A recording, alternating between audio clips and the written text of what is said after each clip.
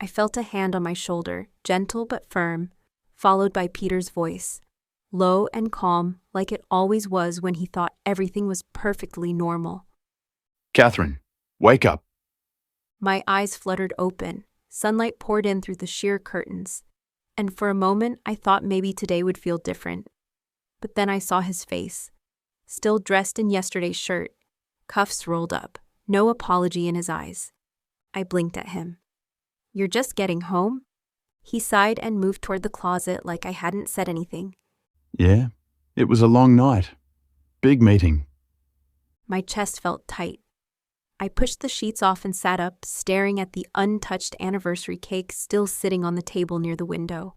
The one I stayed up decorating with my own hands because I thought, stupidly, that maybe, just maybe, he'd come home and we'd cut it together, and then maybe be a dinner in a restaurant. I asked. "You forgot, didn't you? It was our first anniversary last night, Peter. I waited for you." I didn't forget. I was busy. This meeting was important. I might be up for a promotion. He turned around, pulling off his watch. "A promotion," I repeated, swinging my legs over the bed and standing up. I was barefoot. My silk nightgown clung to my skin from the warmth of sleep still in my body. "So that means our anniversary was what? A calendar typo?" He dropped the watch on the dresser. Come on, Catherine. It's not like I was out partying. I was working. For us. For this house. For your family, remember? That one landed. Low blow, maybe, but he knew it would shut me up for a second. And it did. I turned away and walked to the table, staring at the cake. White frosting. Red roses piped along the edges. I even wrote Happy 1 Year myself. It looked ridiculous now, sitting there in the daylight, like some kind of joke. I lit candles. I wore that black dress you said you liked. My fingers lightly touched the cake box. I waited till midnight. Then I changed my dress. I knew you weren't coming, Peter. He rubbed his face. Catherine, what do you want from me right now? A guilt trip? Because if that's what this is, I'm not in the mood. I wanted you, that's all, and I said quietly. He looked exhausted, but not the kind that comes from missing someone. It was the kind that comes from sealing a deal, shaking hands, raising glasses. Peter ran a hand through his hair and walked toward the bed. I'm tired, okay? We'll talk later. Right now, I need sleep. That's it, I blinked at him. You ruined our first anniversary, say your job matters more, and now you're just gonna nap? He didn't even glance at me. He collapsed onto the bed, shoes still on, and rolled over. Don't make this a thing, Catherine. Please. I just stood there, watching him. For a second, I thought about smashing the cake. Just grabbing a fistful and flinging it across the room like I was in one of those late-night dramas. But I didn't. I wasn't that girl. Instead, I turned around slowly, grabbed the cake knife, and started slicing it into neat pieces. One for him, one for me. I didn't plan on eating mine, but I needed to do something with my hands. I placed his piece on a plate, carried it to the nightstand, and set it down quietly beside his head. He was already asleep, or pretending. Either way, I didn't care anymore. I walked out of the bedroom, closing the door behind me without a sound. My bare feet padded across the cold tile as I moved into the kitchen. The silence of the house wrapped around me, heavy and a little humiliating. I opened the fridge, grabbed a few vegetables, and started chopping. My fingers moved quickly, the knife tapping rhythmically against the board. The kind of rhythm you fall into when your mind is running miles ahead of your body. My wedding ring felt cold against my skin. I kept glancing at it as I stirred the pan, like it was going to answer the questions spinning in my head. Was this how marriages worked? Was this what I signed up for? A man who only saw me when it was convenient? A life filled with empty rooms and cold dinners? My mom used to say, "Don't mistake comfort for love, baby." At the time, I didn't get it. Now, I was starting to understand. The smell of garlic and onions filled the air, familiar, comforting in a weird way. I leaned on the counter, watching the pan, thinking about how fast everything had changed in a year. I didn't cry, I didn't scream. but something inside me shifted, quiet and slow, like the sound of a door clicking shut from the inside. And for the first time since I married Peter, I started wondering how long I could really live like this. Lunch was prepared and Peter was still sleeping. I didn't wait for Peter to wake up. I showered, threw on a denim jacket over my tee, tied my hair in a messy bun, and called Mom the second I stepped out of the house. The cafe down on 3rd had outdoor seating and decent coffee, and for some reason, I needed both. "Hey, Mom," I said as soon as she picked up. "Can we meet? Like, now?" Her voice came through soft and curious. "Sure, honey. Everything okay?" I didn't answer that part. She knew better than to expect me to.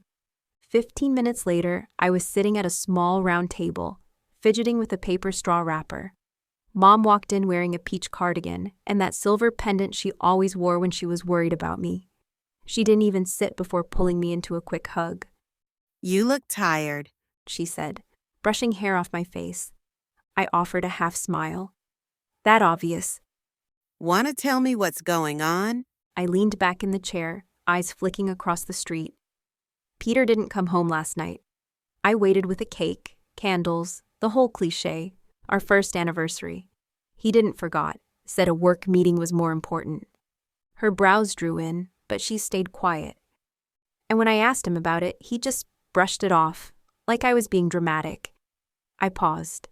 "Mom, I don't know what I'm doing in this marriage anymore. He doesn't care. It's like I'm living with a stranger who pays the bills."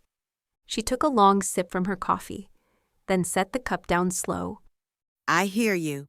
But Catherine, you need to remember something before you make up your mind." I looked at her, already dreading the turn this conversation was about to take. 2 years ago, She began. we were drowning.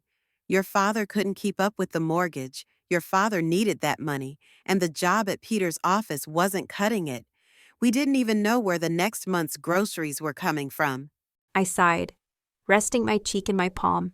"I know, but—" "No, you don't. She interrupted gently. Because Peter didn't just help your father once. He helped over and over, quietly, without telling anyone. Loans, bills, repairs. He covered all of it. And not just before the wedding, after too. He never threw it in our faces." I knew all this. Deep down, I'd never forgotten. But hearing it again, it hit different now. She kept going.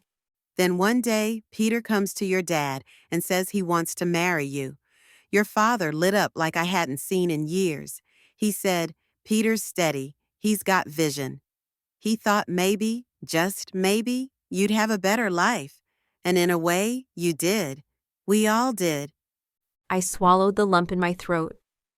"But what about me, Mom? My happiness? Isn't that supposed to count for something?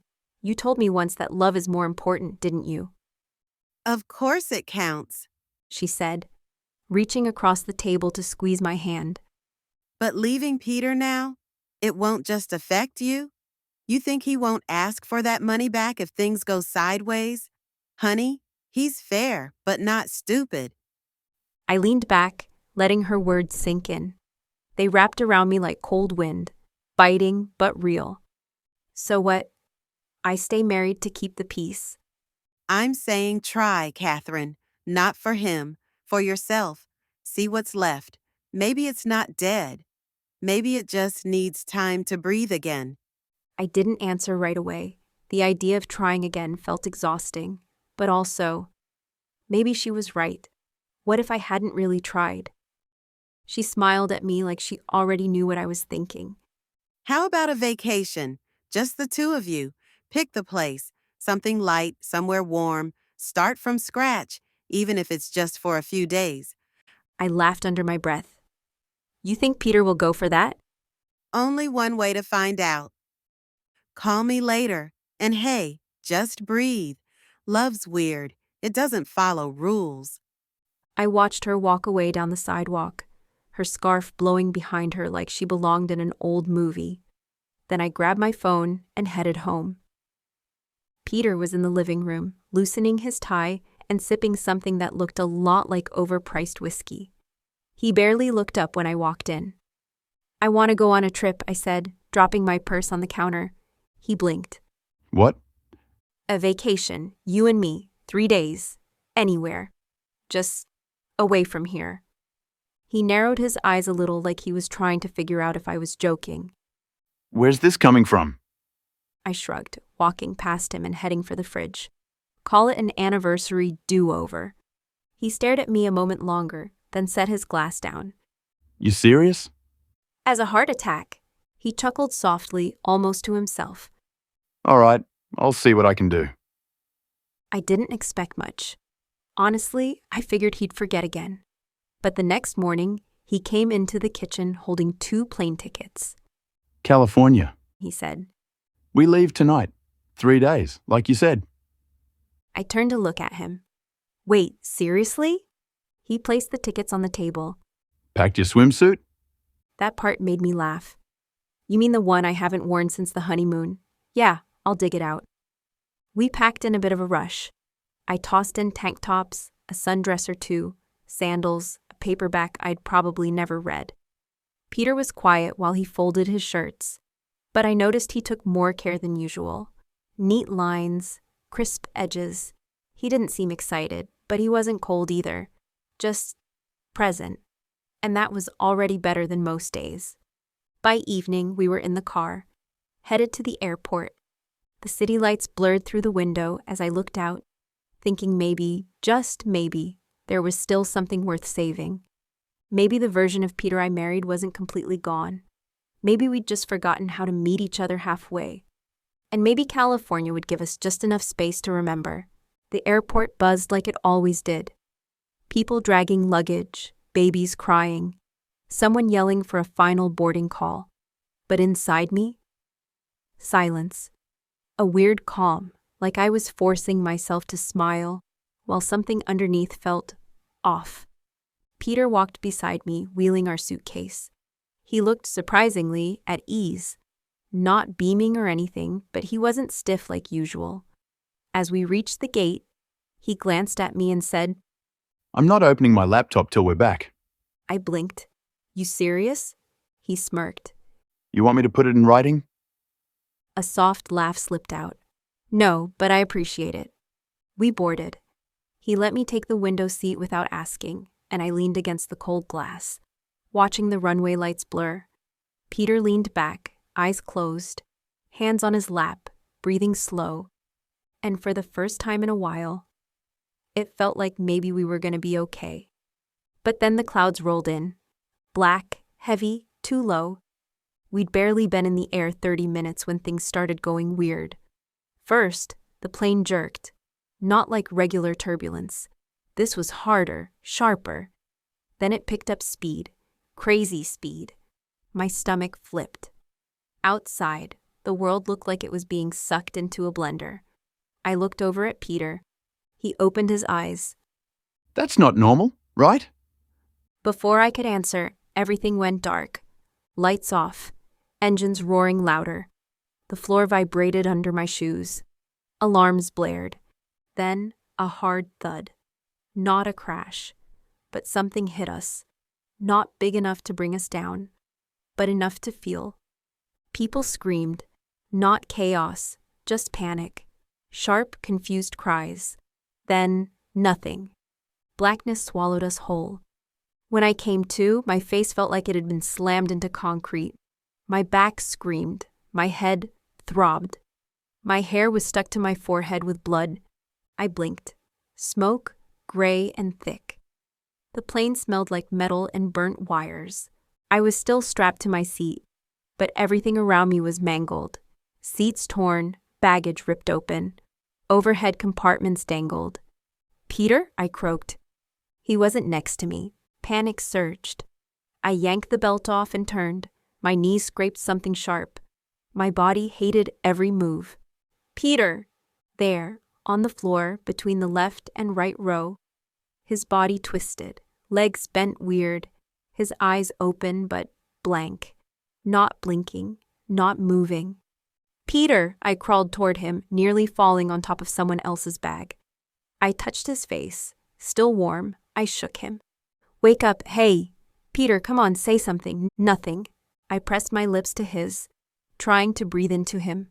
Once, twice. Still nothing. No, no, no, no! Tears burned, but I barely felt them. My body was screaming louder than my heart. Peter was gone. But I didn't have time to fall apart. People were still screaming. Not many, just a few. I looked around. Most were slumped, unmoving. Silent. Only 3 voices still screamed. Smoke curled through the cabin. I had to get out. I stood, limped, really, toward the cockpit, dragging myself along the side. My knee gave out halfway. Blood soaked through my jeans, but I kept going. The pilots, gone. Flight attendants, still didn't move at all. How? I pushed a half-open door and climbed out of the wreck. Outside, forest. Not just forest. Something wild. Trees like giants, bark dark as ash, leaves bigger than umbrellas. No road, no sign of anything human. Just us. I looked down at my leg. Bleeding, but I'd felt worse. Bone wasn't broken. That was something. Behind me, 3 others climbed out. One girl limped hard. She looked maybe 17, face streaked with dirt and blood. Another woman clutched her shoulder like it was dislocated. The third just cried, staring at the plane like it'd bite her. I swallowed. My throat burned. No water, of course. We have to move, I said, voice cracking. We can't stay here. The girl looked at me, eyes wide. But where? Anywhere but here, I said. There's no help coming if we stay put. We walk, we might find a road, a house, something. She wiped her face. My name's Susie. I think someone's following us. I stopped. What? Susie nodded, biting her lip. Since the crash. I keep feeling it. I swear. Someone's in the trees. I looked around. No birds, no bugs, no wind. Just those trees, huge, unnatural, almost fake-looking, like props from a movie set that grew on their own. The other 2 girls looked terrified. We keep walking, I said, no matter what. So we did. We walked in silence, broken only by whimpers and grunts. Our shoes crunched over strange roots and soft moss that didn't feel real. The trees cast long, strange shadows, like the sun was unsure where to shine. Hours passed, or maybe just minutes. Time didn't work right here. My head spun from dehydration, and my legs barely moved. Then Susie whispered, There's someone up ahead. We froze. 2 people walked toward us, a man and a woman. Both wore white coats, like doctors, but they looked too clean, too polished, faces calm, too calm. The man lifted a hand. Are you all okay? I took a shaky step forward. Who are you? We're doctors, The woman said. There's a facility nearby. We came as soon as we picked up the crash. My eyes narrowed. Picked up the crash? How? They didn't blink, didn't flinch. We will take care of you. You'll be safe. We will retrieve the bodies for final arrangements. My throat closed. He's still on the plane. He is my husband, Okay, don't worry. the man said gently. We'll help you honor him. I promise. Something wasn't right. Where's this hospital? I asked. Not far. Come. You'll be treated there. You'll rest. And then you can go. The other passengers moved toward them. I hesitated. My head throbbed. My leg pulsed. But something about them, how they already knew we were here, didn't sit right. Also, they smelled strange. Not like antiseptic, not like sweat. Like something too sweet, too clean, almost metallic. But I didn't have energy to argue. We followed them. After a while, a light came into view. A huge glowing circle on the ground. Bright enough to hurt my eyes. What is that? Susie whispered. No one answered. Then I felt it. Sickness. Not nausea, not pain, just wrong. Like something inside me was being pulled out. I stumbled. The others dropped too, one by one. Their bodies hit the grass like puppets with cut strings. I gasped, reaching out, but my arms wouldn't move. The world blurred. The light swallowed us whole. Then everything went black. Everything was white, bright, blinding. The ceiling above me looked spotless, like it had never seen a speck of dust. My mouth was dry as sand, and something inside me just knew this wasn't a regular hospital. I turned my head slowly. The pillow was stiff. My neck felt like it had been cranked too far to the side all night. There was a beep somewhere near my bed, maybe a monitor, then footsteps. A man stepped into view, clean-shaven, early 40s, short dark hair, the same guy who'd led us here from the forest. He was too calm, too collected. He smiled like he wasn't in the middle of lying about something. Good morning, He said. I'm Raymond. I've been taking care of you. My voice came out scratchy. Where am I? You're in our medical wing. He said casually. You passed out during the rescue. But don't worry, you'll feel better soon. I sat up, tried to, anyway. My back ached and something pulled at my wrist. I looked down. Chains, metal, thick and real. My stomach flipped. What is this? I yanked. The chain clanked loud, echoing through the whitewashed room. Raymond's smile didn't even twitch. It's for your safety, Catherine. I stared at him like he'd grown a second head. You chain people for safety. Are you out of your mind?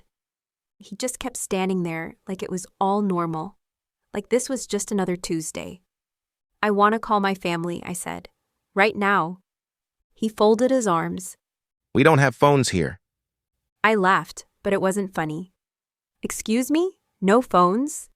What kind of place doesn't have phones in 2025? He tilted his head slightly, like I was the one not making sense. We're a private facility. We operate on different protocols. Bull, I muttered, eyes darting around the room. Clean, white walls, no windows.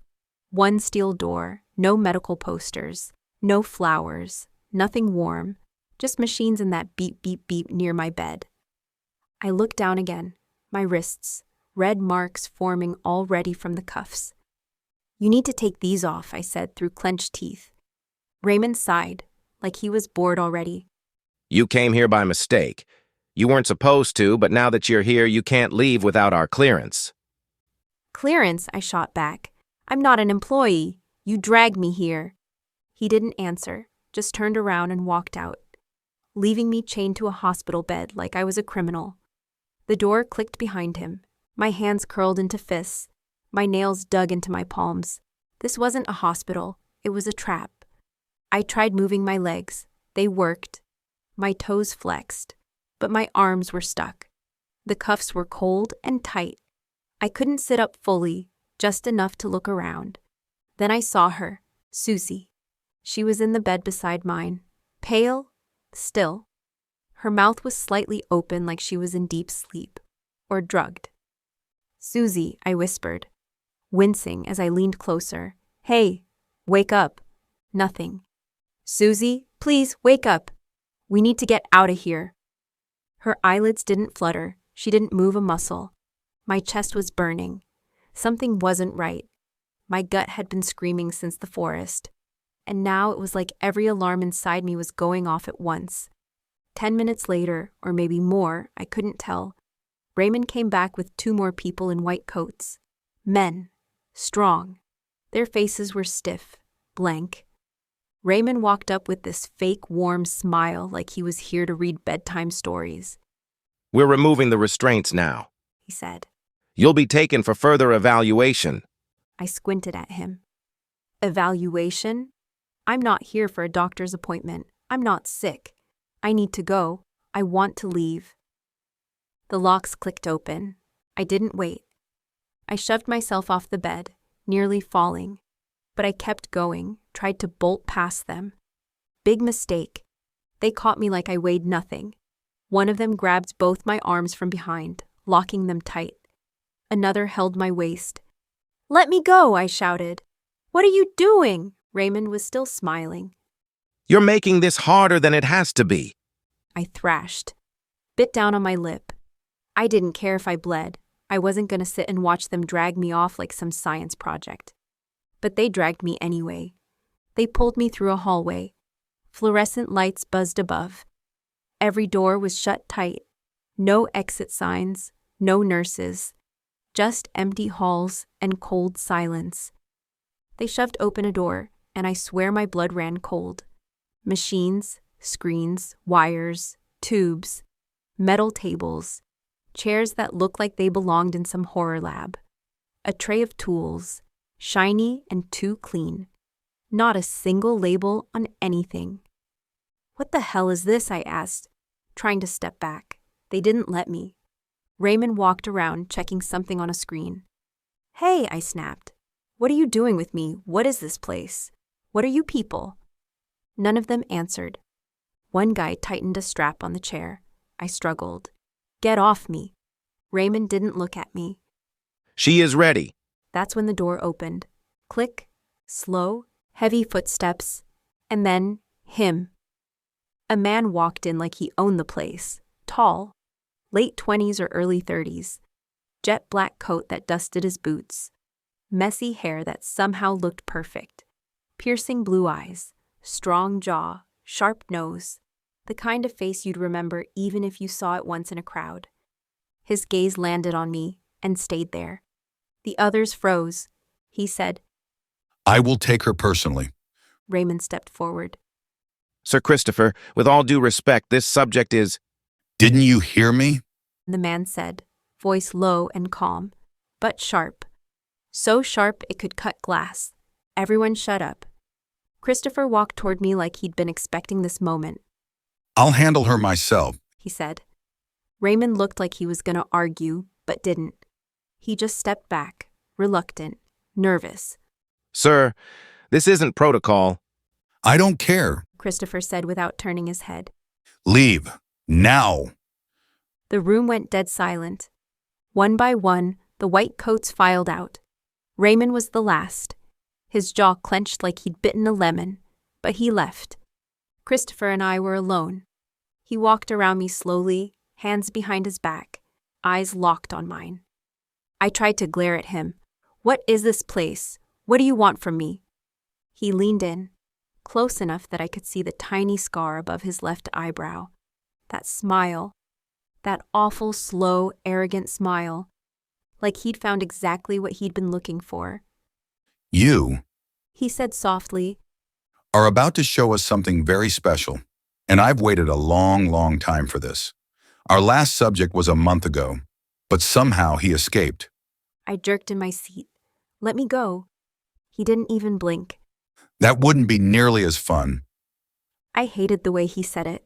Like he was already 10 steps ahead of me. Like I was just a piece in his game. But I wasn't going to let him win. Not now, not ever. 3, 1, 7. Christopher's voice came out like a whisper, but what freaked me out? His lips didn't move, not even a twitch.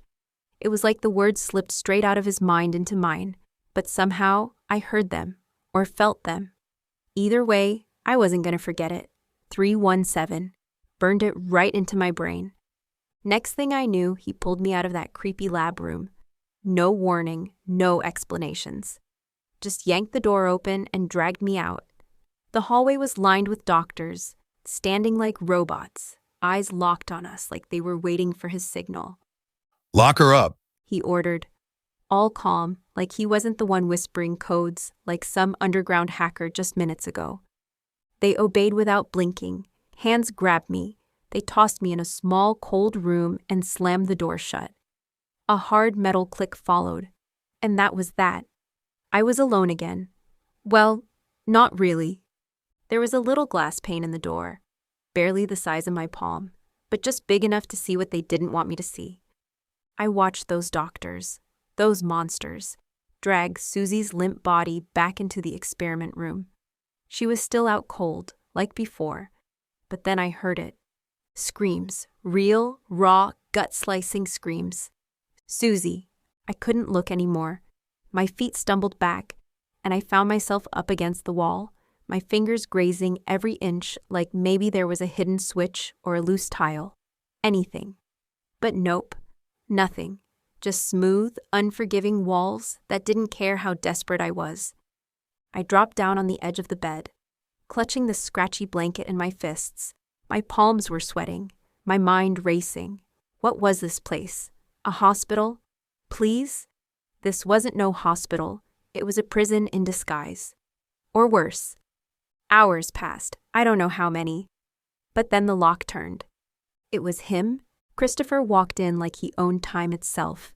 His coat still flowing, his boots still echoing. Same expression, cold, unreadable, but something was off, like he was studying me. I'll start experimenting on you tomorrow. He said, like he was telling me it might rain. I stood up. Who are you? He tilted his head. Doesn't matter. What do you mean doesn't matter? I deserve to know. You'll never return to your home now. He cut in, tone dry, face blank. My chest tightened. Why are you doing this? He just smiled. A crooked, slow, ugly smile, like he was enjoying how confused I looked.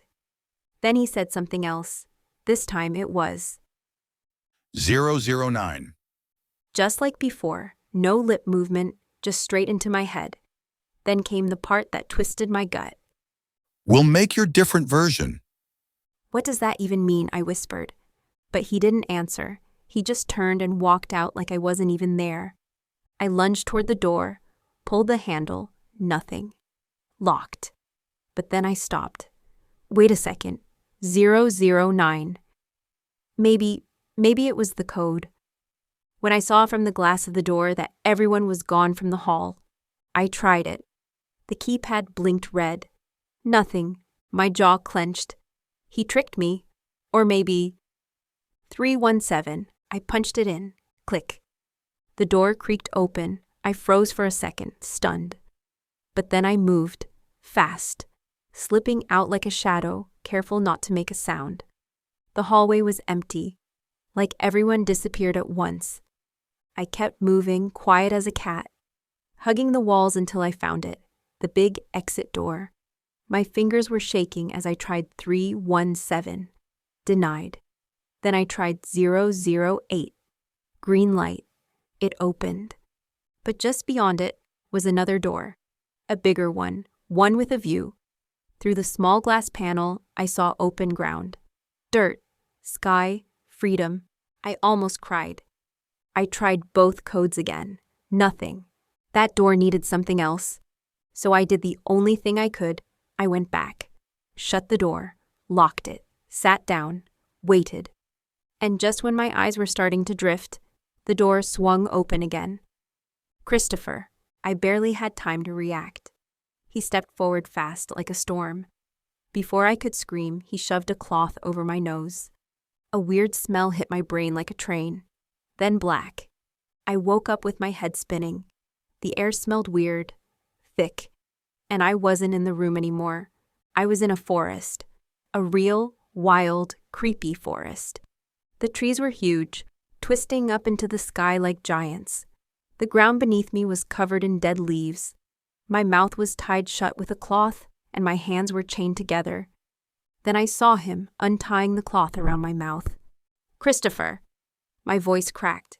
What the hell are you doing? He leaned close. I don't have time. If anyone sees us here, we're both done for. I blinked. You're the boss here. Who the hell are you afraid of?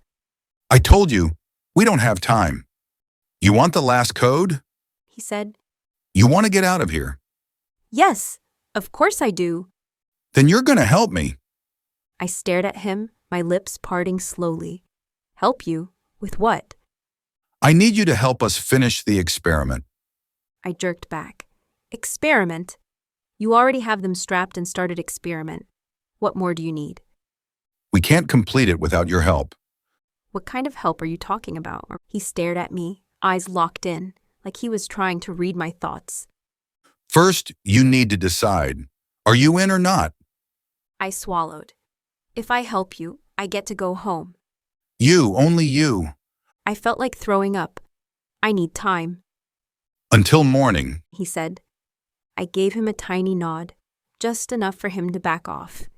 He grabbed my arm and started pulling me through the woods. I stumbled, trying to slow him down. Then, halfway back, I pretended to trip. When he bent down, I twisted and bolted. Didn't get far. He caught me in 2 seconds flat, grabbed me by the waist, lifted me like a rag doll. Don't try that again. He muttered. He dragged me all the way back to that twisted building. I kicked. I scratched. I even tried to bite him. Nothing worked. He shoved me back into the same room and unlocked my wrist chains. Then the door shut behind me, locked again. I stared at the wall, my breath uneven, my thoughts bouncing around like they were in a pinball machine. What kind of help did he need? Why me? What was he planning? And why the hell did he give me the codes in the first place? I sat on the bed, arms wrapped around my knees, head leaning back against the cold wall. Sleep found me slowly, but my questions didn't leave. They just got louder. When I opened my eyes, I found Christopher already in the room just waiting for me. I'm not helping you destroy anyone, I snapped, pushing my back against the wall, trying not to show how scared I really was. I'm not like you. Christopher didn't flinch. He just looked at me, calm, almost amused. His dark eyes held mine like he was reading every thought in my head. That's what I needed to know. He said quietly, crossing his arms. I was testing you. My jaw twitched. Testing me? I had to make sure. He said, stepping closer, his voice low. If you were selfish, I wouldn't waste time. But you're not. You're a good person. You passed. I stared at him, confused. What the hell are you talking about? He glanced over his shoulder, like checking if anyone was near, then looked right back at me. I need your help, Catherine, but not to hurt anyone. To save them. My breath hitched, just for a second. Save who? The passengers, the ones still trapped, just like you are. My eyes searched his face, trying to figure out if this was another game. You're serious? He gave me the tiniest smile. Dead serious. And the final exit code? I asked. He pulled a small piece of paper from his pocket and handed it to me. It had 3 digits, 824. That's for the main gate, he said. Tonight, when the doctors change shifts, you run. You use that code and you get out. There are guards, though. You'll need to defend yourself. I swallowed. How many guards? 2, sometimes 3. But you don't need to fight to win.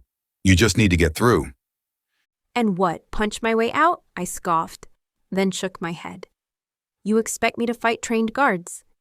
There's a weapon, he said.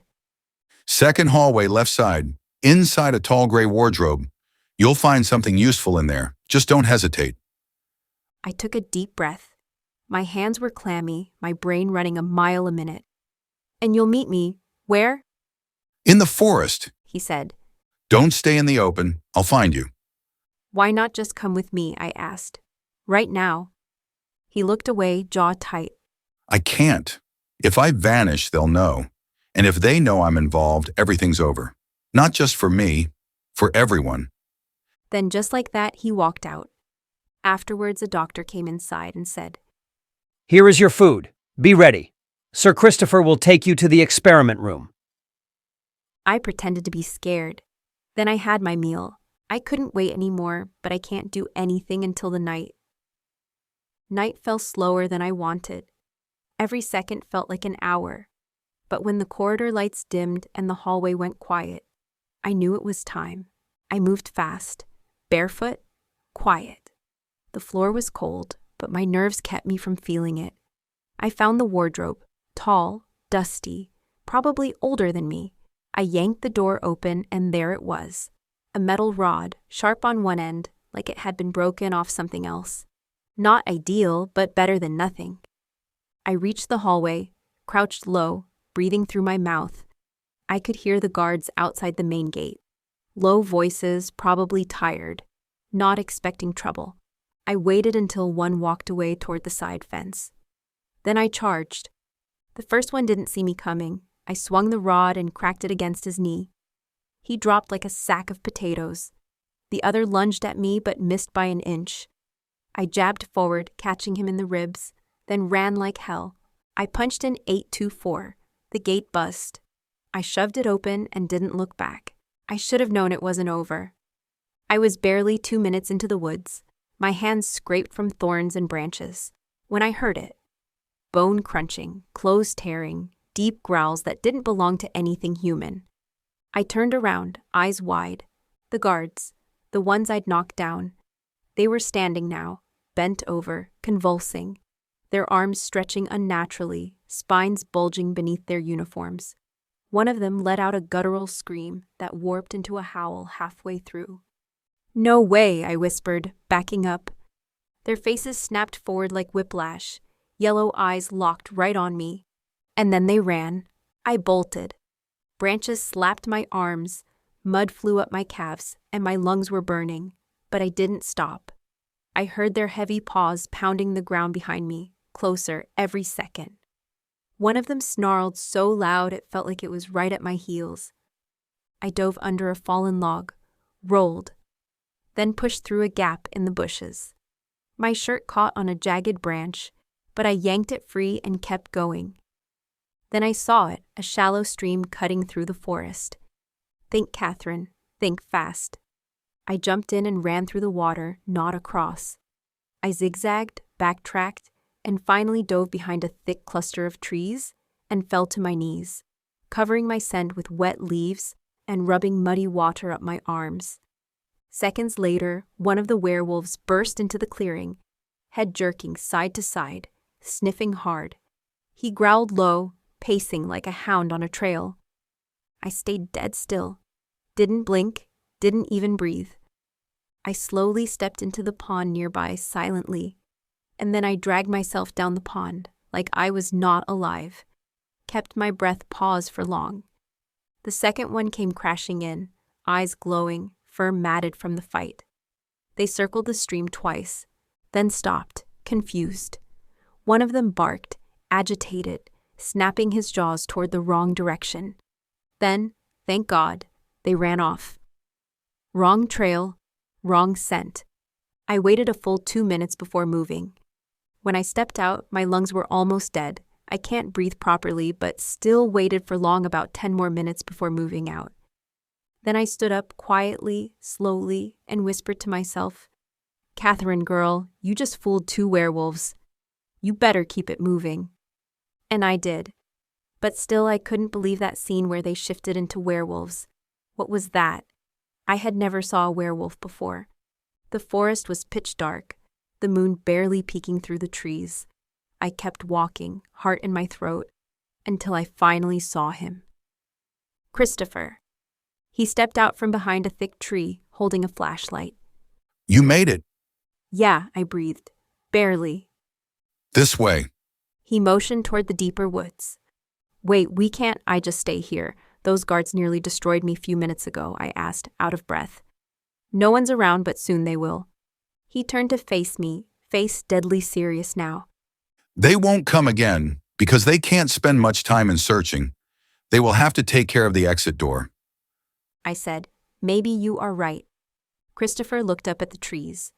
You asked for the truth, so here it is. He took a long breath, then dropped the bomb. My father's name is George. He's not just the man behind this hospital. He's the one who built this nightmare from the ground up. "What?" He's a werewolf. Christopher said. A real one, not the kind from stories. He got captured by scientists years ago, during a fight with rogue wolves. They tried to wipe his memory, mess with his DNA. They wanted to make him into a weapon, a puppet. "Did it work?" Christopher shook his head. They underestimated him. He pretended to be weak at first, let them inject him with their memory losses drug. But it didn't work fully. His mind got scrambled, sure, but not gone. When they dropped their guard, he destroyed them. And then he found that lab tech, the one that made the memory drug. He learned it, modified it. I could feel my mouth hanging open. "So, what? He started doing it to other people?" Exactly. He used his own DNA in that drug to create an army of loyal werewolves, people who'd lost their memories and could be reshaped into anything he wanted. He told them they belonged to his kingdom, that they were family. I whispered. "That's sick." Christopher sighed. It is, but he didn't stop there. He took over the same hospital he was held in, made it his lab, started snatching anyone who stepped into his territory, turned outsiders into his servants. And you, I asked, stepping closer, where do you fit into this? He looked at me, the sadness in his eyes clear now. I'm his son, so obviously he never experimented on me. I think he wanted me to take over someday, to be the next king of this fake kingdom, but I couldn't. I never wanted this. So all this time, you've been pretending? He gave a sad little laugh. I had to. I kept my head down, played the role, but I started helping people escape, quietly, one at a time, always checking first, are they good or bad? Because if I helped the wrong person, it'd all blow up. And your mother? I asked softly. Christopher's jaw clenched. She's a magician. She created an invisible barrier around this village, this hospital, so no one finds it unless they're brought here. But she's trapped. George uses her, forces her to crash planes if they fly too close. I swallowed hard. You're saying the crash I survived was her, he confirmed. To protect herself. If she disobeys, George will lock her away. Maybe worse. I blinked back tears. This is insane. I know. And now that you've escaped, we don't have time. I can't go back in there and free the others. But you can. Me? My voice cracked. You want me to go back in there? No, you'll help from the outside. I'll pass you codes, instructions. But if I make one wrong move, I'm done. You're the only one now. I dropped down onto a mossy rock, my hands shaking. I'm just a housewife. I'm not this, Yes, you are. Christopher said gently. You're braver than most people I've met. I looked up at him, and for the first time, he didn't look like a villain. He looked like someone trying to carry the weight of 1,000 lives all by himself. Come on. He said. I'll show you the hideout. The hideout wasn't fancy. It was a small shack built into the side of a hill, covered in vines and half buried by leaves. But it had food, water, and a small mattress. A map on the wall with numbers scribbled all over it. Codes, You'll stay here for now. Christopher said. Memorize every code I give you, and when the time's right, you'll help them get out. And what happens after that? He looked down, fingers brushing the edge of the map. If we're lucky, we disappear. If not, we fight. I leaned back against the wall, eyes locked on him. Then we better start planning. Because one thing was crystal clear now, Christopher wasn't the villain. But his father was, and I had just stepped into the middle of something bigger than I ever imagined. For days, it felt like I was living two lives. One where I planned rescues by night, and one where I shared silence, stolen glances, and half-truths with the man who once locked me in a room. Christopher. The hideout had become our strange meeting point. It was tucked so deep inside the forest, even the wind seemed like it forgot how to reach us there. Every evening, right before sunset, he'd show up, sometimes with food, sometimes with updates, sometimes with questions I wasn't ready to answer. And every time, he looked at me just a little longer than the day before. You're not what I expected. He said one night, sitting beside the fire, his hands resting on his knees, his jaw tight but his eyes soft. What did you expect? I didn't look at him. I was busy sharpening the tip of a stick, pretending like I knew how to make a weapon from a twig. Someone's scared, weak, selfish. He paused. But you're dangerous in a good way. That got a half smile out of me. You sure you're not just projecting? He chuckled low, eyes flicking to mine. Maybe. I didn't have time to get caught up in whatever was happening between us, not with people still trapped in that hospital. Rescuing Susie wasn't easy. I waited 3 nights, watching the halls, memorizing the shifts. Christopher gave me a map of the lower corridor. Susie was being held in a locked storage room near the west wing, away from the experiment room, but not far enough to feel safe. She's not fully changed yet? Christopher had whispered during one of our quick meetings. But she's close. You don't have much time. I used the code 824317 to get into the wing. It was quiet, Eerily so. I had no backup, no weapon this time. Just a piece of metal I'd yanked from the hideout's broken cabinet and a lot of hope. When I found Susie, she was curled in the corner, eyes open, alert. Her hair was tangled, and her hands were clawing at the wall like she was trying to remember something. Anything.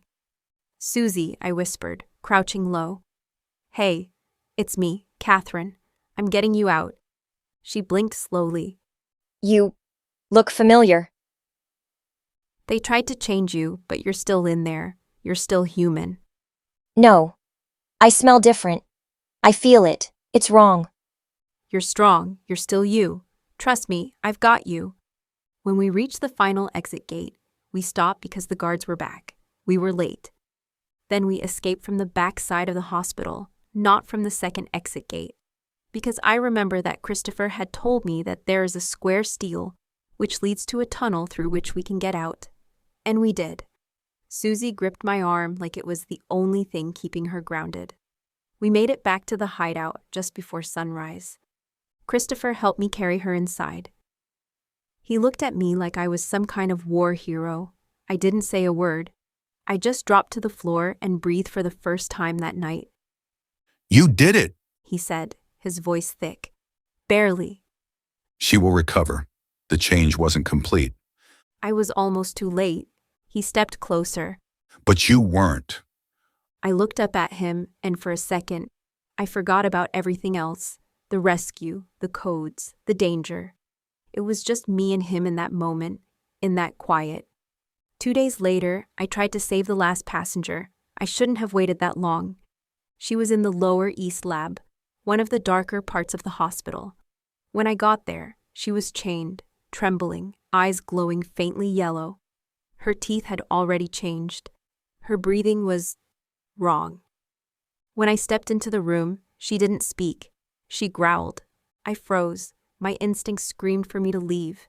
She wasn't fully human anymore, and I could see it. The way she moved, the way she stared at me like I was prey. I backed out slowly, biting the inside of my cheek. I couldn't save her, not anymore. I reached out through the tunnel. I ran. I didn't stop until I reached the hideout. Christopher was already there, pacing. Did you get her? I dropped to my knees. "It's too late." His face fell. How far? "She's not herself. She saw me, and she wanted to attack." He didn't say anything for a while, just sat beside me, hands locked together, like he was praying without words. You did what you could. He finally said, "Not enough." He reached out and gently touched my hand. You saved Susie. You saved yourself. You're doing more than anyone ever has. I looked down at our hands. "Why do you care so much?" Because you remind me what this world used to feel like, before it got twisted. The fire cracked between us. We kept meeting, and something changed in the way he looked at me. It wasn't just gratitude. It wasn't just trust. It was something warmer, deeper. I felt it too, but I didn't say anything, not yet. One evening, as we sat outside the hideout, Susie sleeping peacefully inside, he turned to me. You know I was wrong about you. "How so?" I thought you'd break. Most people do. But you're different. "Maybe you just needed to meet the right kind of woman," I teased, half serious. He gave me a sideways smile. Yeah, maybe I did. There was silence, but it wasn't uncomfortable. It was full of things we didn't say out loud yet. Finally, he said, I should go before anyone notices. "Will you be back tomorrow?" He paused. Only if you want me to. "I do, but one thing I don't get. When will we step out from this hell?" he said. Don't worry, we had passed the main exams. Now you will be free forever soon. He didn't say anything after that. Just gave me one last look and disappeared into the trees. And for the first time since I arrived in that nightmare hospital, I felt something close to peace, even if just for a minute. The days had started blending together inside that hidden little shack in the woods. It was quiet most of the time, except when Christopher showed up. He'd bring supplies, bread, dried fruits, canned soup. But more than that, he brought this strange sense of safety. Not the fake kind you force yourself to believe in, but the kind that sits heavy in your bones, real and raw. He didn't talk much at first, just watched me while I helped Susie recover and scribbled out plans for other passengers. But slowly he started staying longer, sitting with me, asking about my life before all this. And I could tell he was falling. It was in the way his eyes lingered on my face a second too long when I laughed, the way he gently set down a can of food next to me, then quietly shifted it an inch closer, and the way he always said, "Be careful." like he meant every damn syllable. One morning, I was brushing Susie's hair, her hands still shaky, and he leaned against the door frame like something was weighing on him. "I wasn't sure I'd ever see this." He said quietly.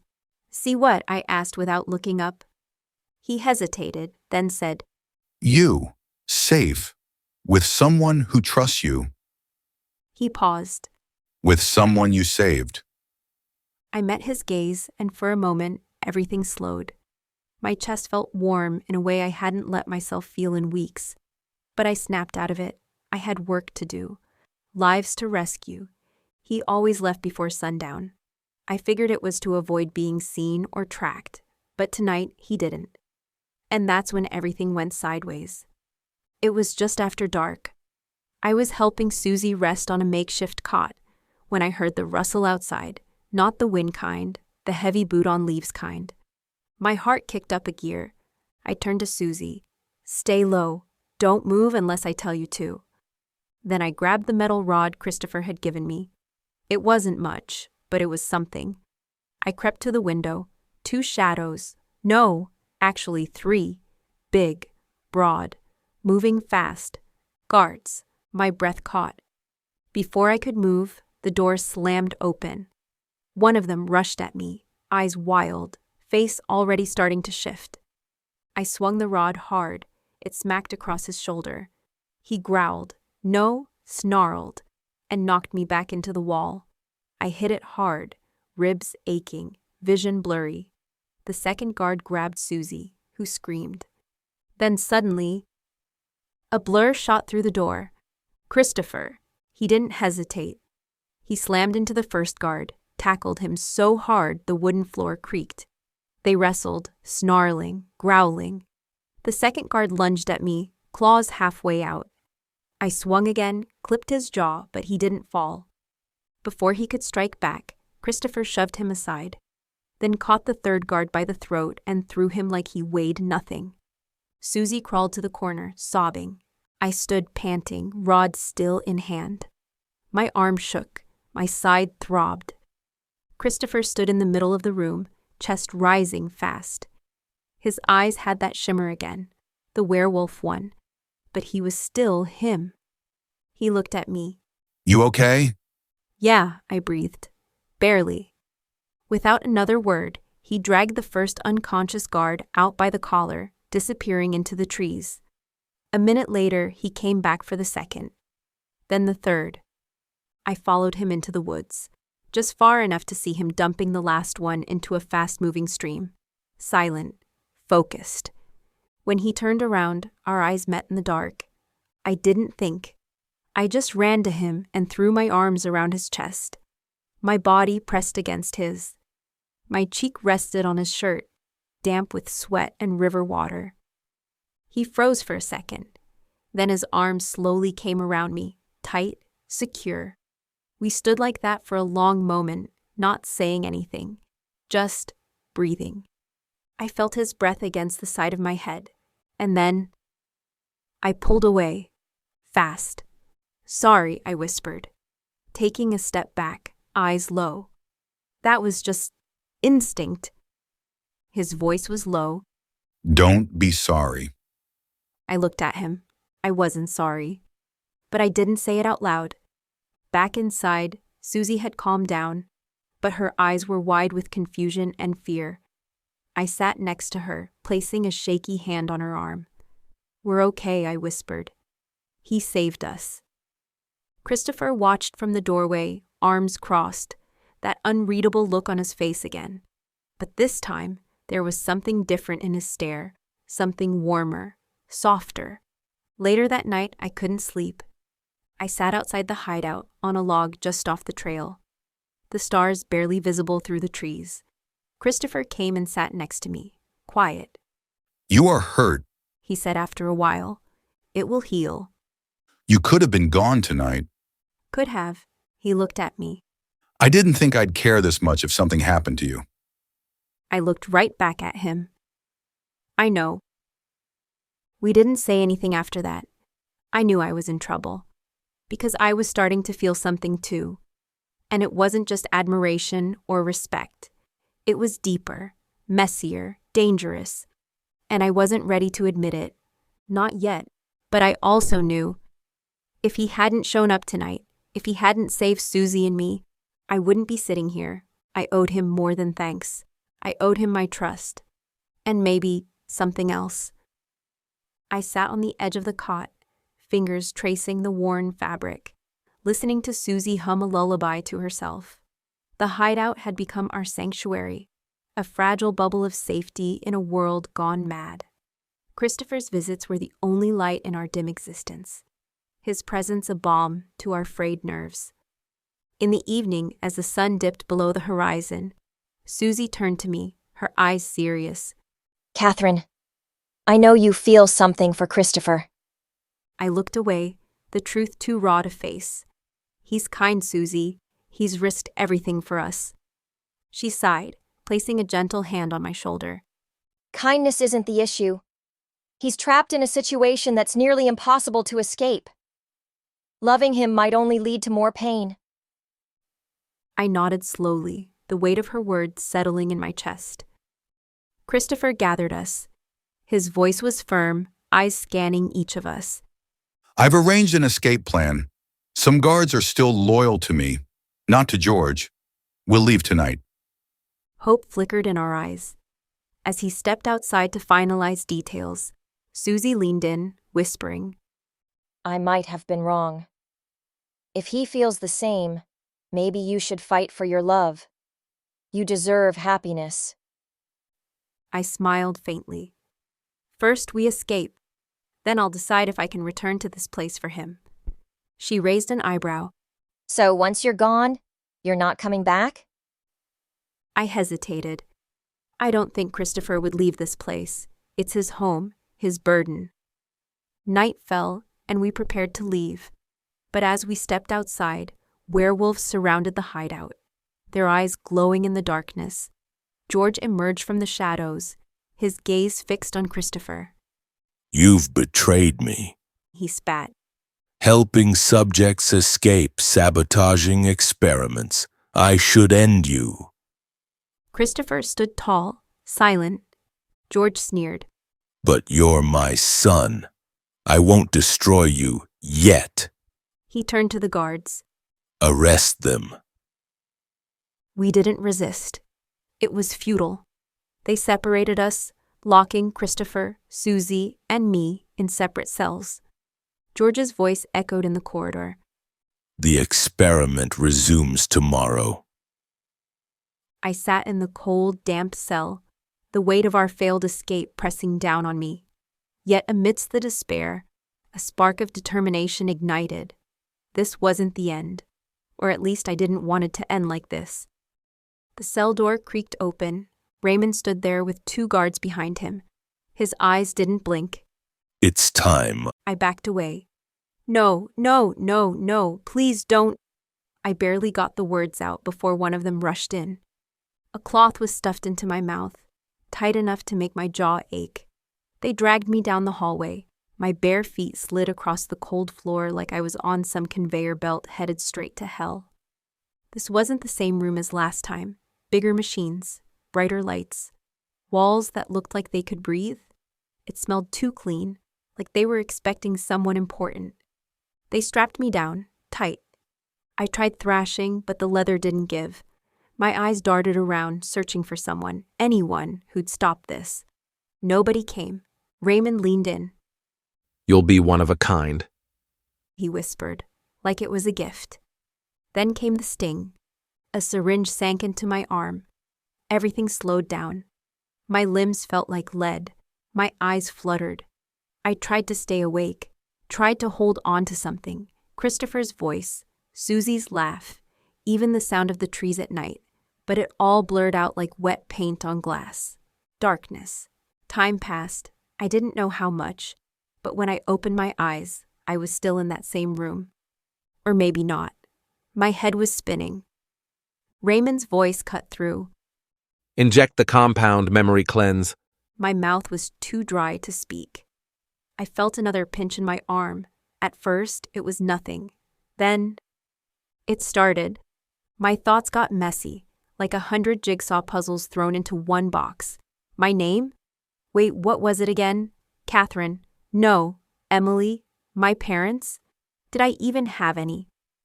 Everything felt like static on a TV screen. Familiar images flashed, then vanished. Raymond whispered something to a nurse. Another injection. Cold. And then, blackout. When I opened my eyes again, everything was white. The bed, the walls, even the light hurt to look at. I sat up slowly, my legs wobbled like they weren't mine. A man walked in, smiling, tall, strong jaw, piercing eyes. Good morning, he said. How are you feeling, dear? My voice came out raspy. I'm okay, I guess. Who are you? He looked surprised, then gently laughed. What are you saying? You're one of the best members here. Member? I blinked. What kind of member? He walked closer, hands behind his back. We are werewolves. Elite. You're part of something special. I stared at him like he was speaking another language. I'm one too. Of course. He said with a proud smile.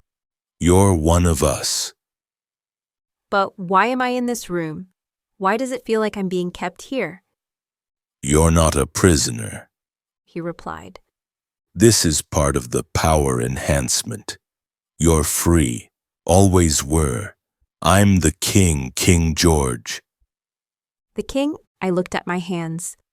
They didn't feel like mine anymore. What's my name? He walked up to me, placed a hand on my shoulder. Emily, that's your name. I swallowed hard. Then, why can't I remember anything? Because we amplified your DNA. That kind of upgrade plays with memory. It'll settle. Give it a few days. He stepped back. But you're safe. I promise. I looked him dead in the eyes. He didn't blink. I should have felt scared. But I didn't. I felt empty. Can I go? Of course, he said. Without hesitation, he stepped to the door and opened it. You're not a prisoner. I walked out slowly, expecting alarms, guards with rifles, anything, nothing.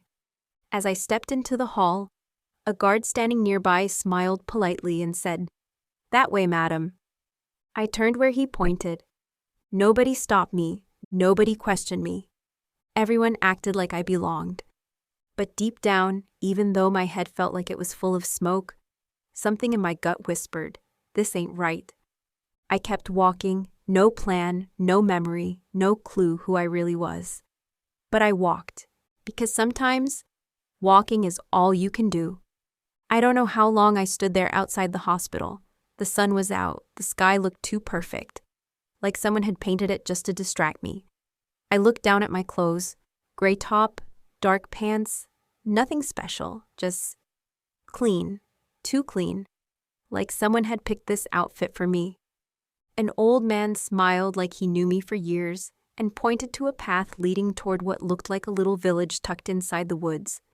That way, Emily, he said, calm as ever. I blinked at him. Okay. My legs started moving before my brain caught up. I had no idea where I was going or why, or who I even was. My name was Emily? That's what the man said. George. The king, apparently. I walked slowly down the trail. My sneakers scuffed against the stone path. There were small houses lined up on both sides, neat and kind of charming, like a movie set. A few cabins, shops made out of wood and metal sheets, all fixed up like some odd version of a town. There was even a small cafe with a chalkboard outside. Fresh meat stew, 5 tokens. People passed me, smiling, waving.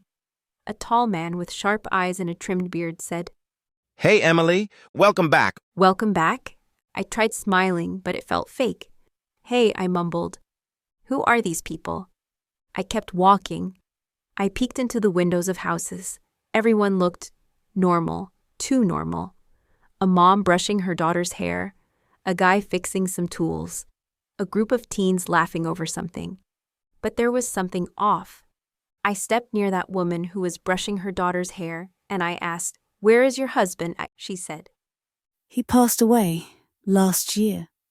I didn't ask anything else. I stepped back and started walking. I already knew that her husband must be gone somewhere or must be passed, because it looked like there was not a single married couple in the whole village. Everyone was single, but why? Then I saw a man. He suddenly showcased his huge teeth in some kind of joke with another man. Then I realized they were all werewolves. I could feel it. It wasn't something anyone told me. My gut just knew. It was in their eyes, the way they moved. Smooth, alert, like animals dressed up as humans. I went through every corner of that place, the bakery, the training yard, even a weird little building where 2 guys were lifting weights while howling to music I couldn't recognize. But not one face lit up in my memory. Not one street corner gave me a sense of, I've been here before. I sat on a wooden bench in the middle of the village square. There was a fountain in front of me, spraying a soft mist into the air. I stared at it for a long time, trying to connect dots that weren't there. Nothing clicked. Not a face, not a place, not a sound. I felt like a blank slate walking around a town full of people who remembered me, but I didn't remember them. A man passed by carrying a basket of vegetables. "You okay?" He asked. "I think so, just confused," I admitted, touching the back of my head. He smiled. "Yeah, that's normal. When your powers grow, it messes with your mind a little. But don't worry, it all comes back eventually." "Right," I said slowly. "Powers." I forced a small laugh, trying not to sound completely lost. But deep down, I didn't buy it. Not all of it. I wandered for maybe an hour more, peeking into every door, every alley. I even stepped into a classroom where kids were being taught something about wolf instincts, and about the King George and his kingdom. It was weird. Educational, but weird. And then, just when I thought I'd seen everyone, she appeared. She was sitting under a tree near the edge of the village, braiding wildflowers into a circle. Young, maybe 16 or 17.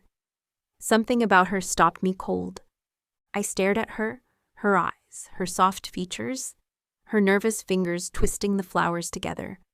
I didn't know her name, but something deep inside me felt like I should know her. I walked up slowly. "Hey." She looked up. Hey.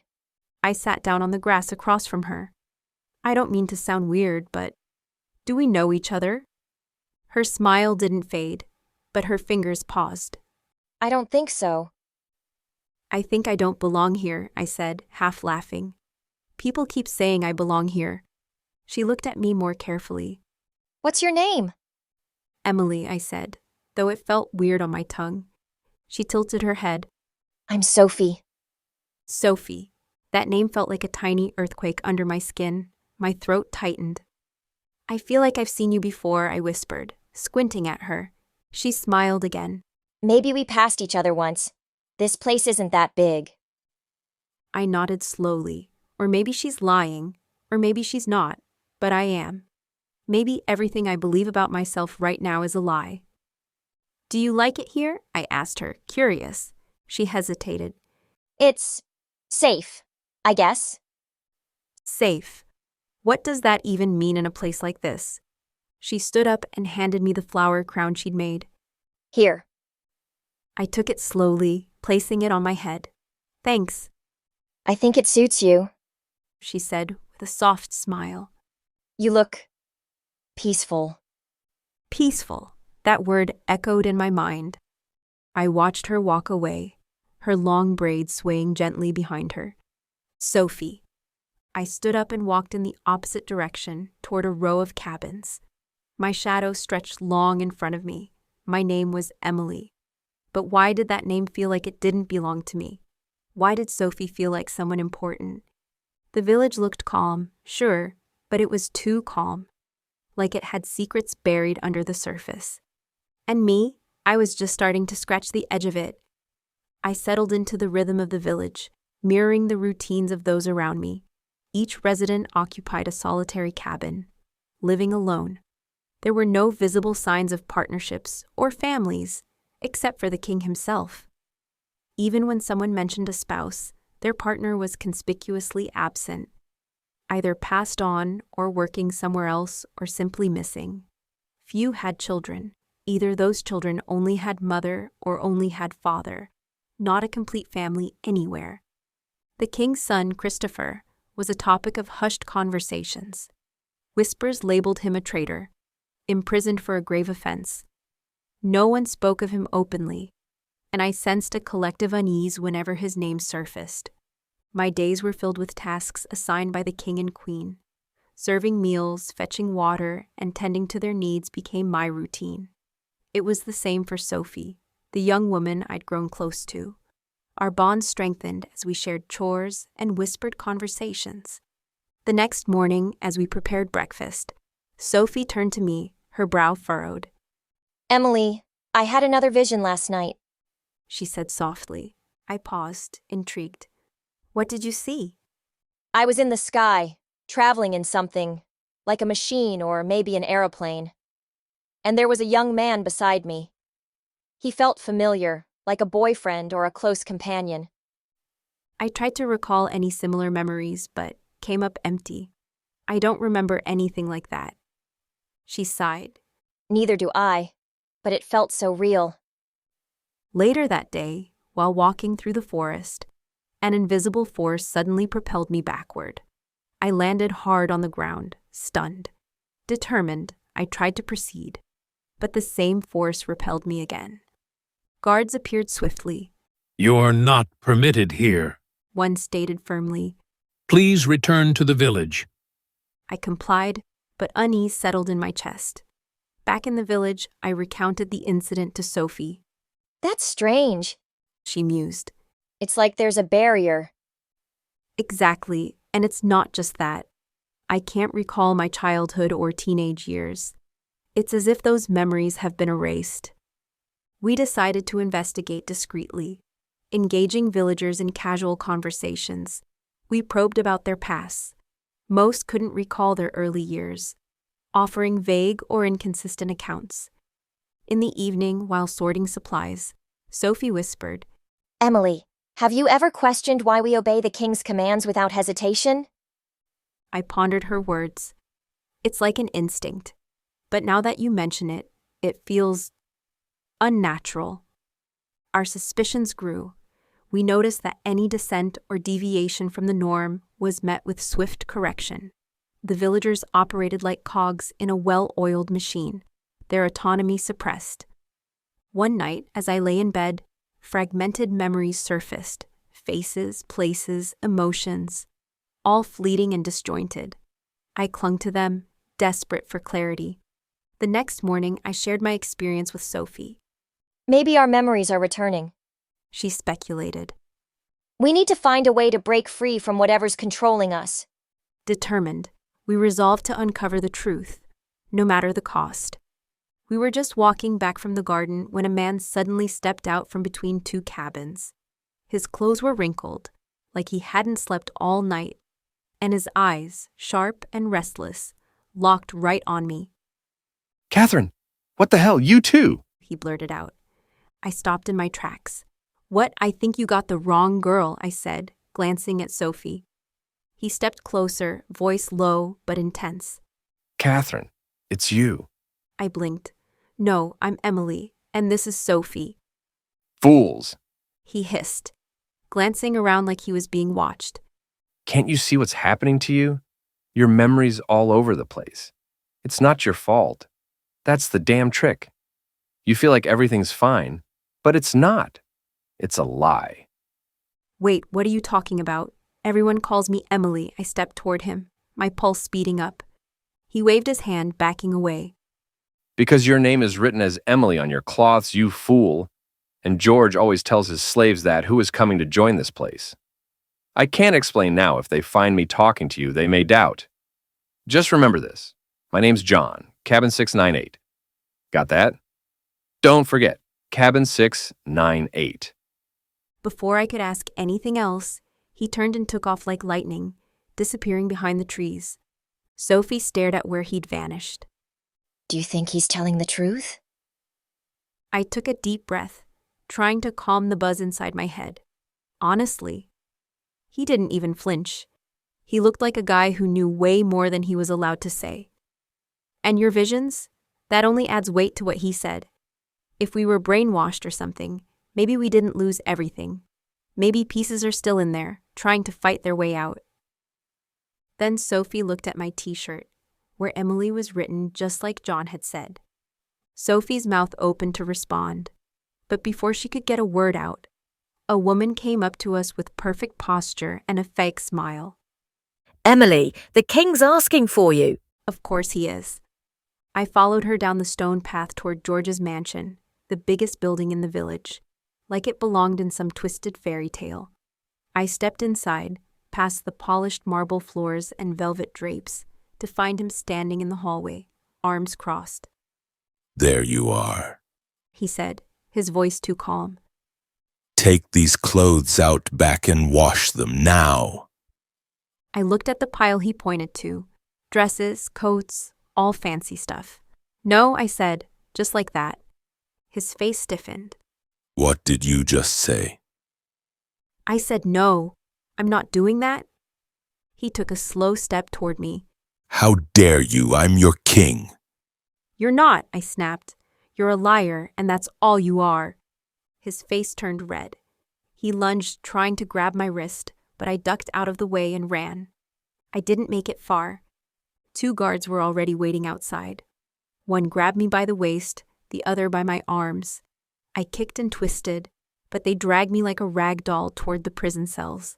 I was alone, cold stone walls, metal bars, a bucket in the corner, and a mat on the floor.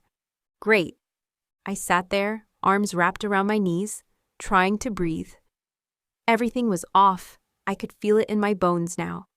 This place, it was a show, a set, a fake kingdom with fake people walking around like puppets, and I was one of them. Later that night, I heard keys jingle. Another guard came in, dragging someone behind him. It was Sophie. They locked her in the cell beside mine. Her eyes were puffy, red. She looked like she'd been crying. Sophie, I called out. She turned her face to me, grabbed the bars, and whispered. I had another vision. I crawled over and sat near the bars. What did you see? I was living somewhere else. And I wasn't alone. There was a man with me. He felt like my boyfriend. I felt my breath catch. And when I asked George about it, she continued, voice cracking, he got real quiet. And the next thing I knew, 2 guards came and threw me in here. We were silent for a moment. Then she leaned closer. Emily, everything here is wrong. I rubbed my arms, suddenly cold. You're right. And you know what else? I don't remember anything from before I came here. Nothing. Not my childhood. Not even my teenage years. And lately, I'm starting to think I've been here forever, like my brain's trying to rewrite itself. Sophie nodded slowly. Same here. It's like my memories are being replaced. Like we're being told who we are, over and over until we just start believing it. And John, I whispered. He said he was normal, that his memory's still intact. That means it's possible to fight this. Or maybe his memory was never erased. But how did he save himself? Maybe someone had helped him. I think we have to fight, she said. We have to find out what happened to us. Why we're here. Who we really are. I pressed my forehead against the bars. There's gotta be a way out. She sighed. There's a group of men here. They don't talk much, but I've heard they only answer to George. They collect reports, gather intel. I think they're the ones who keep tabs on us. Like spies, hidden in plain sight. I stayed quiet, staring at the flickering torchlight outside the cells. So this was it. We were trapped, but not broken, and I wasn't about to go down without a fight. Then I heard her. Sophie. Her voice was weak, barely a whisper at first. I leaned against the wall, trying to make out what was going on. "Don't touch me," she cried. There were other voices, low and serious. Then the sound of something being injected, like the sharp hiss of a needle, and she went quiet. It took everything in me not to scream. I pressed my hand to my mouth. Minutes passed, maybe hours. Then I heard her stir. But she didn't sound like Sophie anymore. "I'm okay," she said softly, but it wasn't right. There was no confusion, no fear. She spoke like she belonged here, like she always had. I slumped against the wall. My stomach felt empty. They did it. They erased her memory, but she still remembered that her name is Sophie because maybe they had erased her real memory. Once again, because last time when they erased her memory wasn't enough. Just like they did to me. But why? I didn't have much time to think before the door creaked open again. A woman stepped in, dressed in a long silver gown. Her presence filled the room instantly. Like she wasn't just someone, I could tell she was someone important. "You're Catherine," she said plainly, as if I should have known it all along. I squinted at her. "What?" "No, I'm Emily." She stepped closer. "I'm the Queen." I stared at her like she had two heads. "You're not Emily," she continued. "Your memory was erased. Your real name is Catherine. You were on an airplane. I made it crash here." What the hell are you talking about? My head felt like it was spinning. I was on an airplane. "Yes," she said, her tone heavy. "And I caused the crash so George could turn all of you into slave werewolves." My breath caught. Wait, what? She held up a hand. "I never wanted this. George forced me. He married me for one reason, my magic. He needed my powers to cause crashes, to trap people here, to build his little werewolf kingdom." I stared at her like she was speaking another language. Then why are you telling me all this now? "Because I've been preparing, practicing. I'm a magician, and I finally perfected a magic that can revive memories. Not just yours, but everyone's." My eyes narrowed. Okay. Then why don't you just use your magic and destroy George? Her smile was tired. "I can't. George has an army, thousands, all loyal. Their memories were changed. They only follow him. If I turn against him, they'll take me down without question." I folded my arms. Then why are you helping me? She looked at me, her voice soft. "Because you're different. And Christopher, my son, loves you. The injection didn't fully work on you. Your memory, it's still in there. Even if just 1% it survived." I looked down. You might be right. The first time I saw Sophie, something felt off.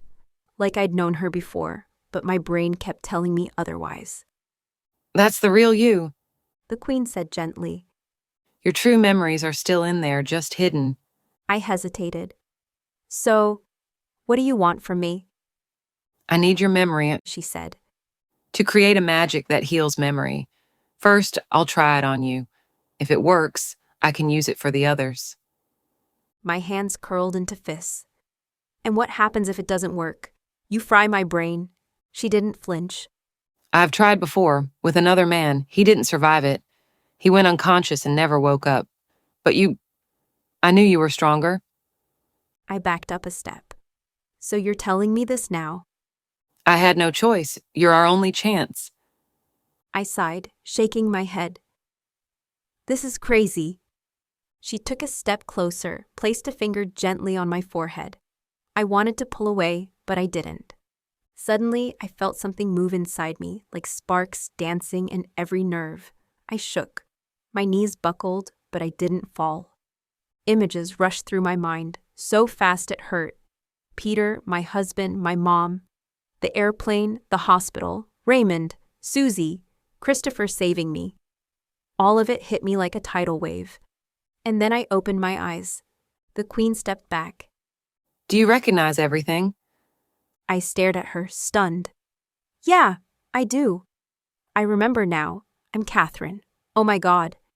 She looked relieved. Now I'll take a part of your DNA. I need it to make the magic stronger. I didn't even react at first, but then something clicked. Wait, so I could have ended up like that other man? She nodded slowly. You could have, but you didn't. That's what matters. That's not an excuse, I snapped. You almost ended me. We don't have time for this, she said. Now that you're okay, we need to move forward. She leaned forward and pressed her forehead to mine. I could feel her whispering something, but I couldn't hear the words. Her hands moved through the air like she was pulling invisible threads. Then she stepped back. It's done.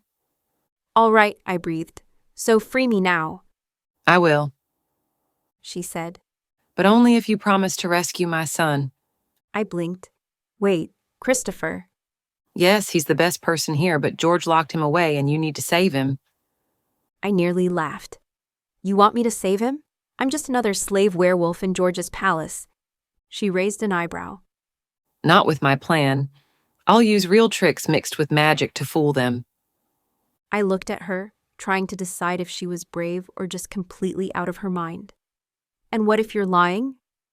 She threw up her hands. Then stay in your cage. I looked away. Of course I want to escape. She smiled faintly, then waved her hand. The cage disappeared. I stood there, free. But then she raised her palm and created a glowing light. When it settled, the illusion of me still in the cage appeared. It looked real, so real even I had to do a double take. The moment you step out, she warned, they'll see you. You'll have to be quiet, smart, fast. I nodded slowly. Now that I remember everything, yeah, I'm Catherine. The plane crash, the hospital, everything. Then a thought hit me. But one thing I don't get, I said. How did George find our hideout in the forest? It was hidden so deep. How did he know? The Queen gave me a small smile. Christopher had a good plan, but George sends special detectives to scan the forest. Slowly, thoroughly. Christopher didn't know that. I thought back. Yeah, I saw a few strange men creeping through the trees, reporting only to George. That's how they found you, she said. You were seen near the hideout. They tracked you back and George got the location. I clenched my jaw. Christopher's done so much for me. Now it's my turn. She gave me a serious look. Just stay calm. You won't reach his cell by rushing. You need to think, stay cool, and trust me. I took a deep breath and whispered, let's do this. The Queen didn't waste a second. She pulled me into a narrow corridor right after restoring my memory, and said in a low, urgent voice, Christopher's locked in the Western Underground. Block C14. There's a hidden shaft behind the armory. You'll need to crawl through the chute. No one uses it anymore, not since I sealed it off using a weak illusion spell. Only someone with their original memory can see through it. That's you. My hands twitched at my sides, part nerves, part adrenaline. Okay, and once I'm in. Take the left tunnel. You'll hit a dead end, but push the stone on your right. It'll open a wall passage straight to Christopher's cell. I charm the lock. Only your handprint can open it. How much time do I have? I asked, already backing away. She touched my shoulder, her grip strong. Not much. George doesn't sleep long, and the guards are making rounds. Be fast, be quiet, and whatever happens, don't stop. Not until you reach him. I didn't say anything else, just turned and took off like hell was chasing me. The palace was half lit, a few torches flickering in wall sconces, but I remembered the halls like they were stitched into my veins. I ducked behind a storage room when 2 guards passed by talking about some ceremony prep. Then I sprinted through the lower hallways, finally reaching the back of the armory. And there it was, that faint shimmer on the wall, barely noticeable unless you knew what to look for. I pressed my palm against it, and the illusion dissolved like smoke. Behind it, the shaft. It was tight. Dust filled my nose, and my sweater kept catching on the old metal bolts. I had to push my arms forward inch by inch. At one point, I thought I wouldn't make it. My hips almost got stuck, but I twisted, scraped my elbow, and forced myself through. I dropped down hard on the other side. My knees screamed, but I didn't stop. Left tunnel. Then the fake dead end. I ran my fingers along the right wall, then found the stone. It was warm, not cold like the others. I pressed it. Click. The wall moved with a low groan. I slipped through, and there he was. Christopher, slumped against the wall, bruised and filthy, but his eyes met mine like he never gave up on seeing me again. Catherine? He whispered. I ran to him. Yeah, it's me. I got you. We're leaving. But before I could even touch the lock, a deep, echoing laugh filled the space behind us. My stomach dropped. George. He stepped into the passage, smug as ever, flanked by 2 guards. Well, look at this. He drawled, slow and mocking.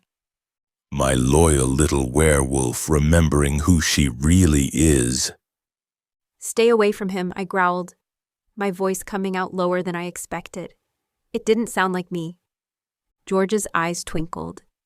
You were always clever, Catherine, but I expected more. A real escape plan? You thought you could just walk in and take him? The guards moved forward. One grabbed my arm. Take her to the lab. George barked.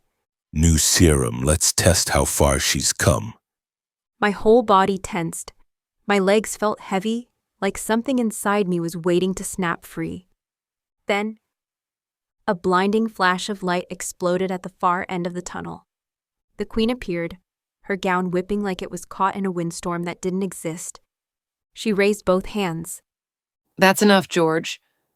He spun toward her, sneering. You wouldn't dare.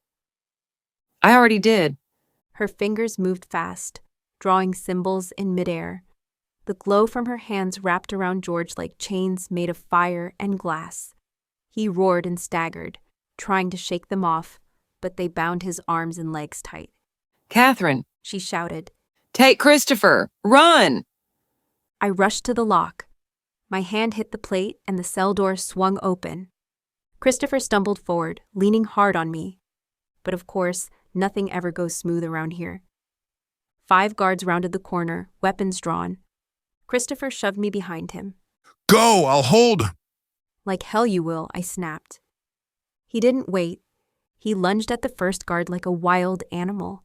His strength was something else now, like raw power had fused into his bones. He knocked 2 of them to the ground before they even saw him coming. That's when it happened. My arms started trembling. My spine tingled in this weird, hot way. My teeth clenched as something inside me shifted. My hands were changing, my fingers curled, nails sharpening. I looked down and gasped. I whispered. I'm one of them. I stared at my own skin like it wasn't mine. I forgot. Somewhere in all the chaos, I forgot that they injected me too. I was changed. Not at all, Catherine. The Queen yelled from behind us. Don't. Please, control it. You have to train yourself before that. Just run. I clenched my fists and tried to steady my breathing. Not now. Not here, Christopher said. I will not leave you alone here. Mom, Queen said. I order you run. Christopher grabbed my hand. come on, we've got to go. We ran. We found Sophie locked in a smaller chamber down the next corridor. She looked up, dazed but still breathing. Susie, I said, tearing the door open. It's us. You're safe. She blinked. Catherine, you remember? Yeah, I got it all back, Susie said. I think someone had helped me getting back my real memory. I said, I know. That is Queen. Christopher helped her up. We need to move, now. But as we turned the corner to the east gate, we heard it. Shouting, loud, thunderous. Dozens, maybe hundreds, of guards storming toward the Queen and King. The whole place shook from the weight of boots and snarling voices. The Queen was being attacked, overwhelmed. Her glowing hands dimmed as more guards piled onto her. trying to pull her down. I saw her fall to one knee. Then, the magic on George snapped. She had to release it. He stood tall, free again, roaring commands to his army. Christopher's eyes flared. We have to help her. I replied, we can back up once we get out. We raced through the maze of tunnels and corridors until we reached the outer circle, the one surrounded by the Queen's repelling spell. The glow was still active. Christopher tried to pass through. Nothing. It pushed him back like a wall made of light. And we were running out of time. I stood there, staring at the glowing circle like it had just slapped me across the face. Still locked. I turned to Christopher. Wait, why would your mom tell us to run if the circle wasn't even open? His jaw tightened. That doesn't make sense. She knew we wouldn't be able to get out. She had to know. She asked us to run, I muttered, almost to myself. But she didn't open the barrier. That means... She wasn't planning on making it out, he finished. Silence fell between us. Susie stepped closer, her voice shaking a little. Only the Queen can break this circle. So we need her. Christopher's expression shifted. He looked off into the trees, like his thoughts were racing faster than words could catch. We don't. What? I blinked. He turned toward us. Not if we're talking about breaking this invisible barrier. The moment my mother passes away, her magics will disappear with her. The circle will collapse. We can cross then. The air shifted. Susie and I exchanged a look. That wasn't about escaping. That wasn't about strategy. Christopher didn't want the circle to break. He at first place wanted to save his mother. He wanted to save her. Susie saw it too. Her voice softened. You're not going back for the circle, are you? He didn't answer. He didn't need to. I'm coming, Susie said. Number, you can't. Someone has to wait here. Christopher said without turning around. You're our last anchor. He looked at me. I didn't wait for him to ask. I'm coming with you. And we ran. Again, back through the shadowy edge of the forest, past the cracked stones and crooked huts that made up the outer edges of the village. We didn't talk. We didn't slow down. But something was different. People. Some were collapsing to their knees, holding their heads like they were waking up from a dream. Others were screaming, confused, panicked, like their whole reality had just cracked open. But a few still had that same glazed, empty stare, still under the king's control. We kept moving. Near the main square, we saw it. The queen, surrounded. Blood streaked her sleeve. Her hair was loose, tangled, wild. Her breathing was shallow, like every inhale was a battle on its own. She looked ready to fall. Christopher stepped forward. Don't! He yelled. You can't. If you do, if she die, the invisible circle will be broken. People will escape. People will come in. It'll all fall apart.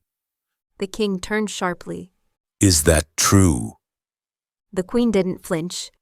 Yes, she said. Want to see it live? The king stepped back, rage flashing through his eyes. Not at all. Arrest her. Take her to the cage. I will not destroy her. The guards rushed in, locking heavy chains around her wrists, dragging her toward the holding cell like she was some broken relic. But she wasn't. She laughed. You fools! You think you can cage me? Her voice dropped into a chant. Ancient. Raw. Power rolled from her tongue like thunder. A wave of light burst from her body. The guards around her started coughing, then choking, then one by one, they collapsed. Unconscious. Like the very magic she carried knocked the souls right out of them. The king screamed. Arrest them. Christopher and Catherine, too. He was unraveling. Christopher shifted. Right there in front of me, his muscles rippled, bones cracked. His body snapped into that half-man, half-beast form. His eyes were blazing, teeth bared, claws out. He charged, ripping into the remaining guards, but not to destroy them. He was shielding his mom. Then something weird happened. One of the guards, who'd been about to strike him, froze mid-swing. I remember. He whispered. He changed us. He changed our memories. Another guard stumbled back, eyes wide. He lied. The king. He made us forget. More and more guards dropped their weapons. They weren't enemies anymore. They were waking up. "Christopher," I shouted. "I think these guards. They're not with the king anymore. We don't need to fight." He looked around, his breathing heavy, his body still transformed, but he paused. More guards started marching toward the king, but not like soldiers, like rebels. The king burst out of his house, wild-eyed, stumbling, panic all over his face. He was running, from his own men. The queen stepped out behind him, calm, poised, her hands still glowing. He turned, tried to run, but the guards tackled him. It was fast, brutal, overwhelming. In minutes, it was over. The king was gone. Silence, real, deafening silence. The kind that makes you feel like the world just hit reset. Christopher shifted back, breathing hard, crouched beside his mother. I walked to his side, my legs shaky, my mind spinning. But I said nothing, because in that moment, we weren't just survivors. We were the beginning of something new. The sun was finally rising. Soft orange light poured across the burned ground and the damaged village walls. Smoke still floated in the air, but the war was over. At least the kind that had weapons. The queen stood in the center of it all, tired but tall. Her hair was tangled, her clothes stained with blood and dirt, but her voice was steady when she spoke. "You all are free," she said. "I tried this before and failed, but today, this was possible because of Catherine." She turned to me and I felt the weight of hundreds of eyes. "She's too strong." The crowd erupted into claps and cheers, voices rising in waves of celebration. Some people even started chanting my name. For a second, I didn't know what to do with my hands. I just stood there, awkwardly smiling, cheeks burning. It was weird being seen like that, like a hero, like I saved them, but I wasn't the only one watching. I looked at the queen, and I saw it. That strange, satisfied smile in her eyes. The kind that doesn't come from peace. The kind that comes from winning. Christopher stepped closer to her, brushing off his sleeve, still breathless from the battle. "Mother," he said, "I think you should come with us. We're going far from here. We'll start a new life." I turned to him, surprised.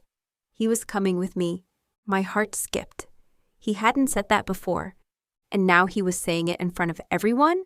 The queen didn't flinch. Her voice was calm. "My son, I can't. I have to take care of this place." Then Queen started a chanting. One by one, people around us started kneeling in front of her, dropping to their knees like she was royalty, like she'd always been. It felt wrong, like a weird script was being played out, like they didn't remember the past at all, like they'd never even questioned it. My stomach twisted. "Christopher," I whispered, leaning close. "They're kneeling, like she's always been their leader." He glanced around, frowning. "She didn't give them their real memories back," he muttered. "She changed them. But why did people admitted that they know that King had changed their memory? Okay, I got it. She had gave them their memory, but now she had changed it again in her favor." I swallowed hard. Maybe, I said softly, maybe she was always waiting for this moment, not to rule with her husband, to rule alone. Christopher stared at her like he didn't recognize her anymore. "This place isn't right," he said. "Mother, I can't live here, and I won't suggest anyone else should either." But she didn't answer him. Instead, she turned to the remaining guards and villagers.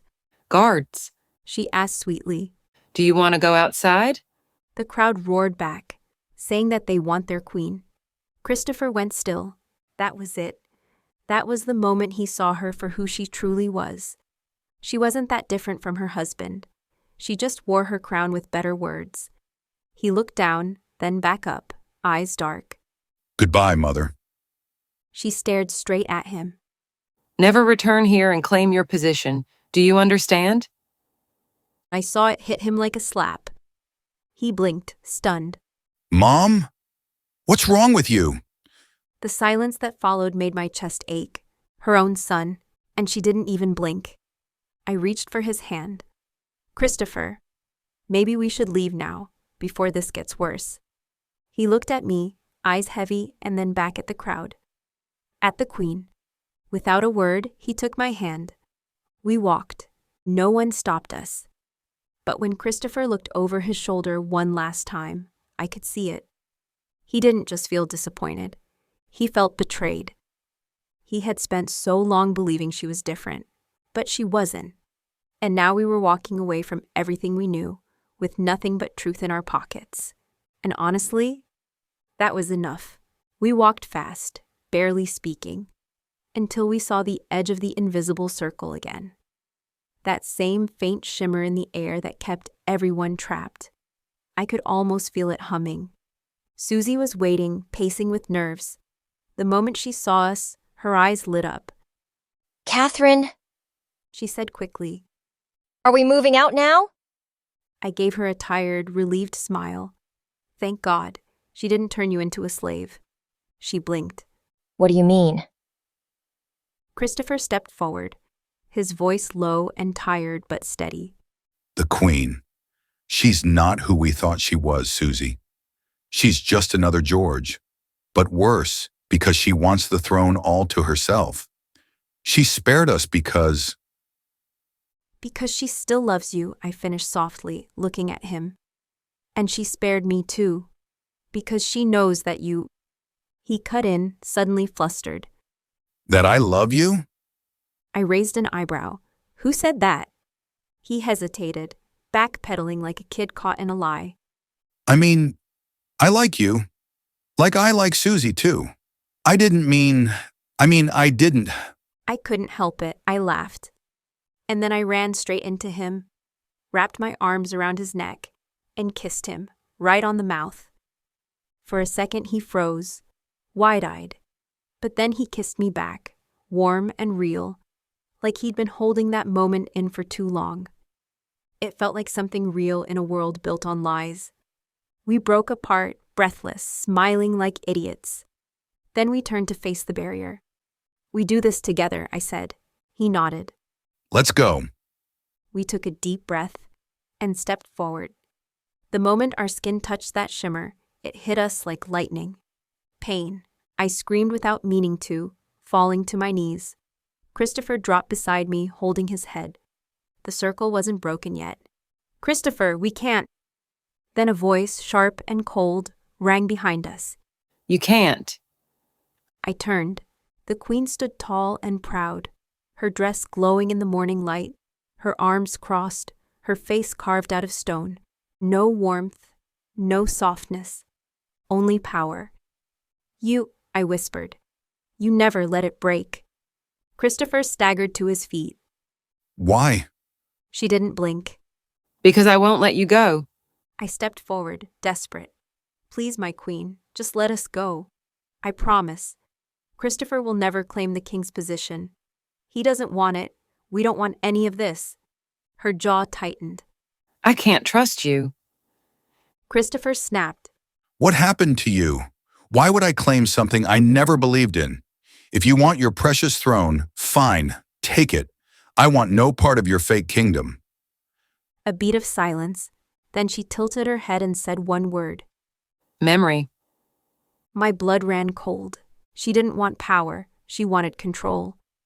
I stepped back, shaking my head. No, you're not saying... She wants to erase your memory, I said, looking at Christopher. He blinked. What? Mom, what do you mean? I will erase your memory, she said coldly. That's my condition. Then you're free. No, I breathed. Don't. But she was already chanting. A wave of gold light burst from her mouth, curling into the sky and crashing down on Christopher. He dropped to his knees instantly, eyes rolling back, his whole body shaking, and then he fell to the ground, unconscious. Christopher, I screamed, running to him. He wasn't waking up. Stop it! Stop! But she didn't stop. She looked at the circle, lifted her hands again, and chanted a second time. This time, the shimmer cracked. A small section, maybe 20%, began to split open like a door, slowly creaking. The wind howled through it, and for a moment I could breathe. She was giving me a window. A trap? Maybe, but I didn't care. I grabbed Christopher under his arms, struggling to lift him. "Susie, help me." Susie ran over, slipping her shoulder under his arm. Together, we dragged him toward the crack in the circle. We were almost through when I turned one last time. The Queen stood there, unmoved, watching.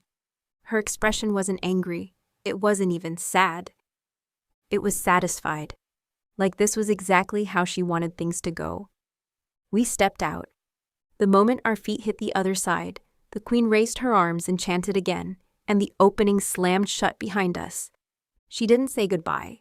She didn't even look at us again. She just turned and walked away, back into her kingdom of half-memories and silent followers, like she had everything she ever wanted. And just like that, we were out. We were free. I dropped to my knees beside Christopher, heart pounding.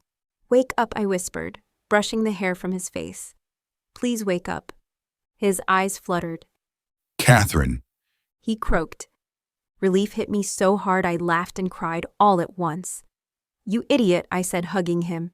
"Don't ever scare me like that again." He smiled weakly. I love you too.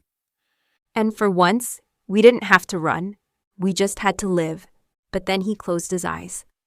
I sat on the grass, gently holding his head in my lap. His breathing was soft, steady now, but he hadn't moved for hours. Susie paced nearby, arms crossed, glancing toward the trees every few minutes like she expected the Queen to come charging after us. Catherine! Susie's voice was low. You think he's ever gonna wake up? "I don't know," I whispered. My throat was dry. "But I'm not leaving him here." Just then, a low thumping sound echoed above us, blades slicing the sky. I looked up and saw it, a black army helicopter heading right across the treetops. I shot up and waved both arms like crazy, yelling, "Hey, down here!" Susie joined me, screaming too. The chopper hesitated, hovered, then slowly lowered toward the clearing. Dust blew in circles around us. When the doors opened, 2 soldiers in camouflage jumped out, guns raised. I stepped in front of Christopher. "We're not a threat," I yelled. "We need help. He's hurt." They looked at each other, then back at us. What happened? "It's a long story," I said quickly. "But we've been trapped in a hidden village in the woods. We escaped. Please, just help us get him out. His name is Christopher. He's unconscious, and I think he's lost his memory." They helped us get him into the helicopter. I held his hand the whole flight back, never letting go. When we finally landed in a small army-based town 2 hours from my real home, Christopher started to stir. His eyes opened slowly, unfocused. "Christopher." I leaned in close. He blinked a few times. Where am I? "You're safe now," I said softly. "You're with me. I'm Catherine." He sat up, shaky. I don't know you. I felt a lump rise in my throat but forced a smile. "You will." Susie touched my arm. What now? I looked toward the road, where cars moved like normal life was never interrupted. "Now, we take him home." The car ride home was quiet. Christopher sat beside me, staring blankly out the window like the world outside was unfamiliar, which it was to him. Susie sat in the back seat, arms folded, gaze heavy. None of us had spoken since the helicopter dropped us off at the outskirts of the city. My heart felt like it was carrying the weight of both relief and grief all at once. We pulled up outside Peter's house. Well, my house now. I asked the cab driver to stop and looked at Christopher. "Come on, this is home, for now." He didn't say a word, just followed me inside with cautious steps. I showed him his room, which was actually a guest room. Then the first thought in my mind came, my mother, my family. Then I let him rest and went straight to my mother's house. The door creaked open and my mom was the first to appear in the hallway, her eyes wide with shock and confusion. "Catherine?" I dropped my bags and threw my arms around her. Mom, I'm home. Tears fell down both our cheeks. I didn't waste time. Mom, I said, still hugging her tight. Peter's gone. He didn't make it. Her body stiffened and her hands trembled. He was never truly mine, Mom. But he helped us. He helped all of us in his own way. I reached into my jacket pocket, pulled out the keys, and placed them in her hand. This house is yours now. You, Dad, everyone, you'll all stay here. I'm done living in silence. I want this place full of life. She nodded slowly, still confused but softened by my tone. Then I said, I am dating. His name is Christopher. My mom raised an eyebrow. I took a deep breath. And now you should probably sit down, because the story I'm about to tell you sounds insane. And I told her everything. The plane crash, the secret hospital, King George, the Queen, Susie, the invisible circle, the escape, the magic, the memory loss. I spilled it all piece by piece without sugarcoating it. By the time I was done, Mom just stared at me. After a long pause, she spoke. I saw in the news that your flight was missing. But honey, I don't know if I believe even half of what you just said. But I can see one thing clearly. What's that? She touched my cheek.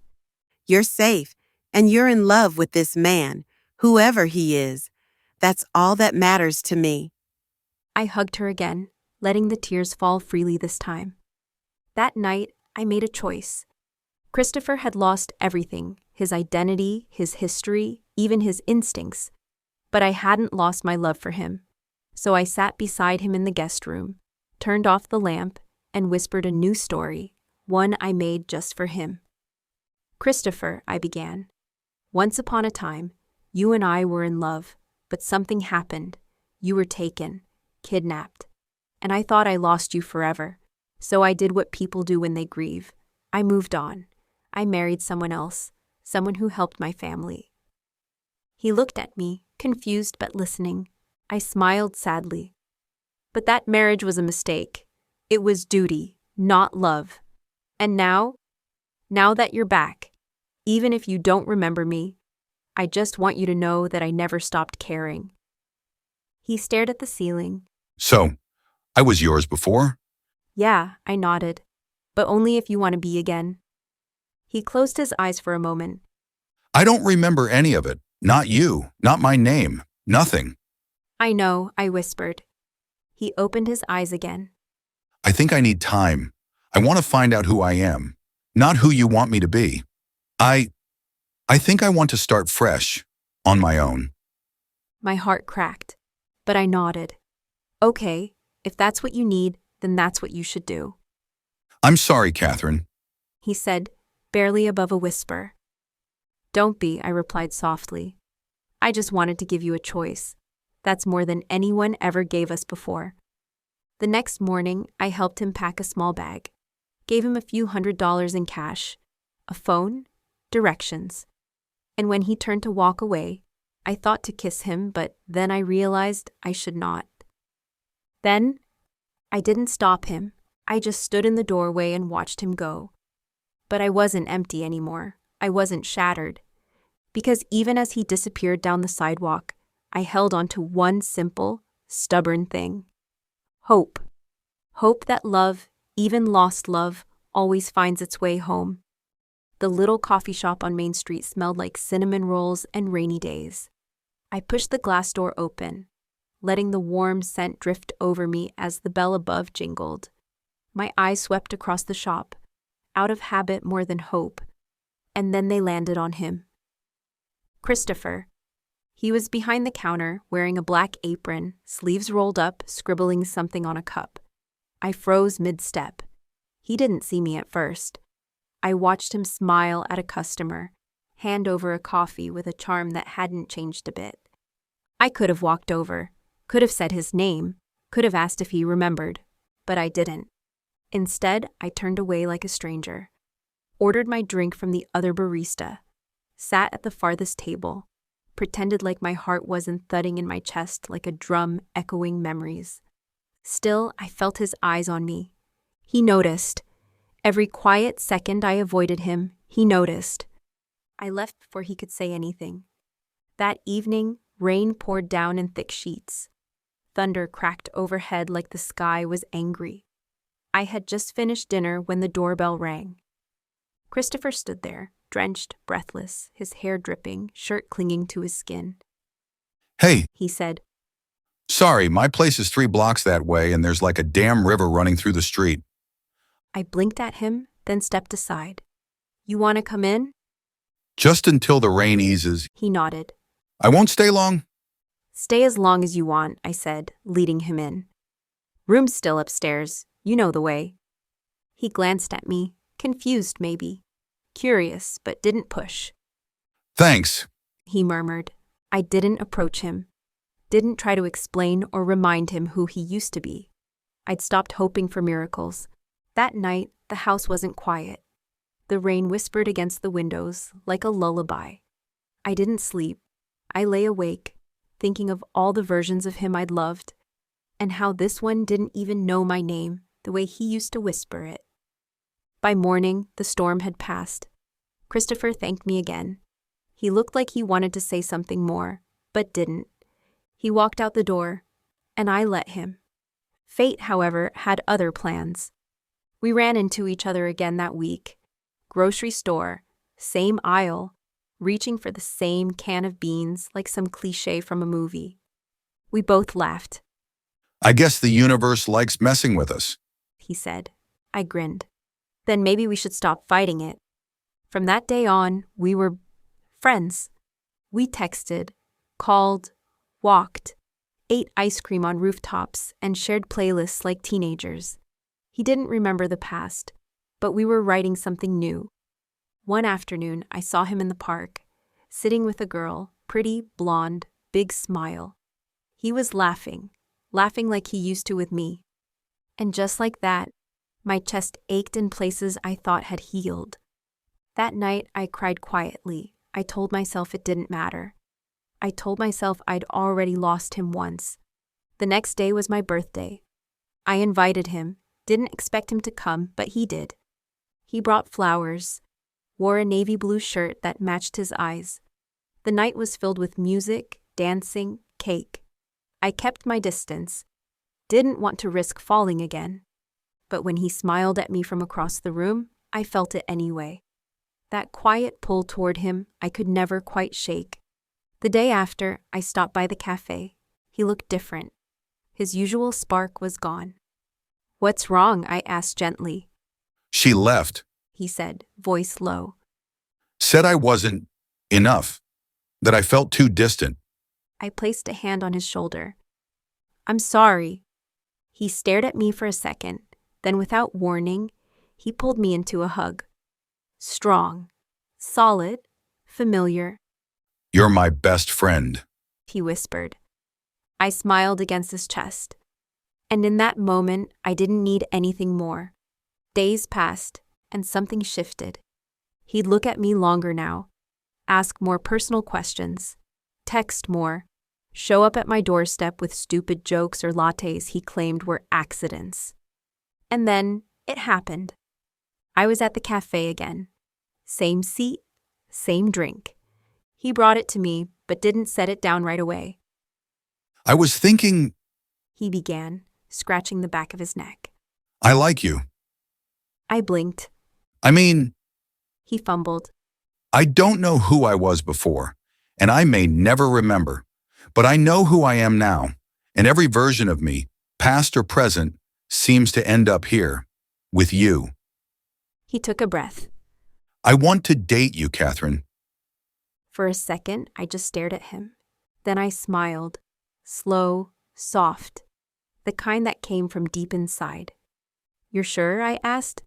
Because I'm not a detour, Christopher, You're not. he said without hesitation. You're the destination. I laughed, heart pounding, and right there in that little coffee shop, the story began again. Not a second chance, just a new beginning.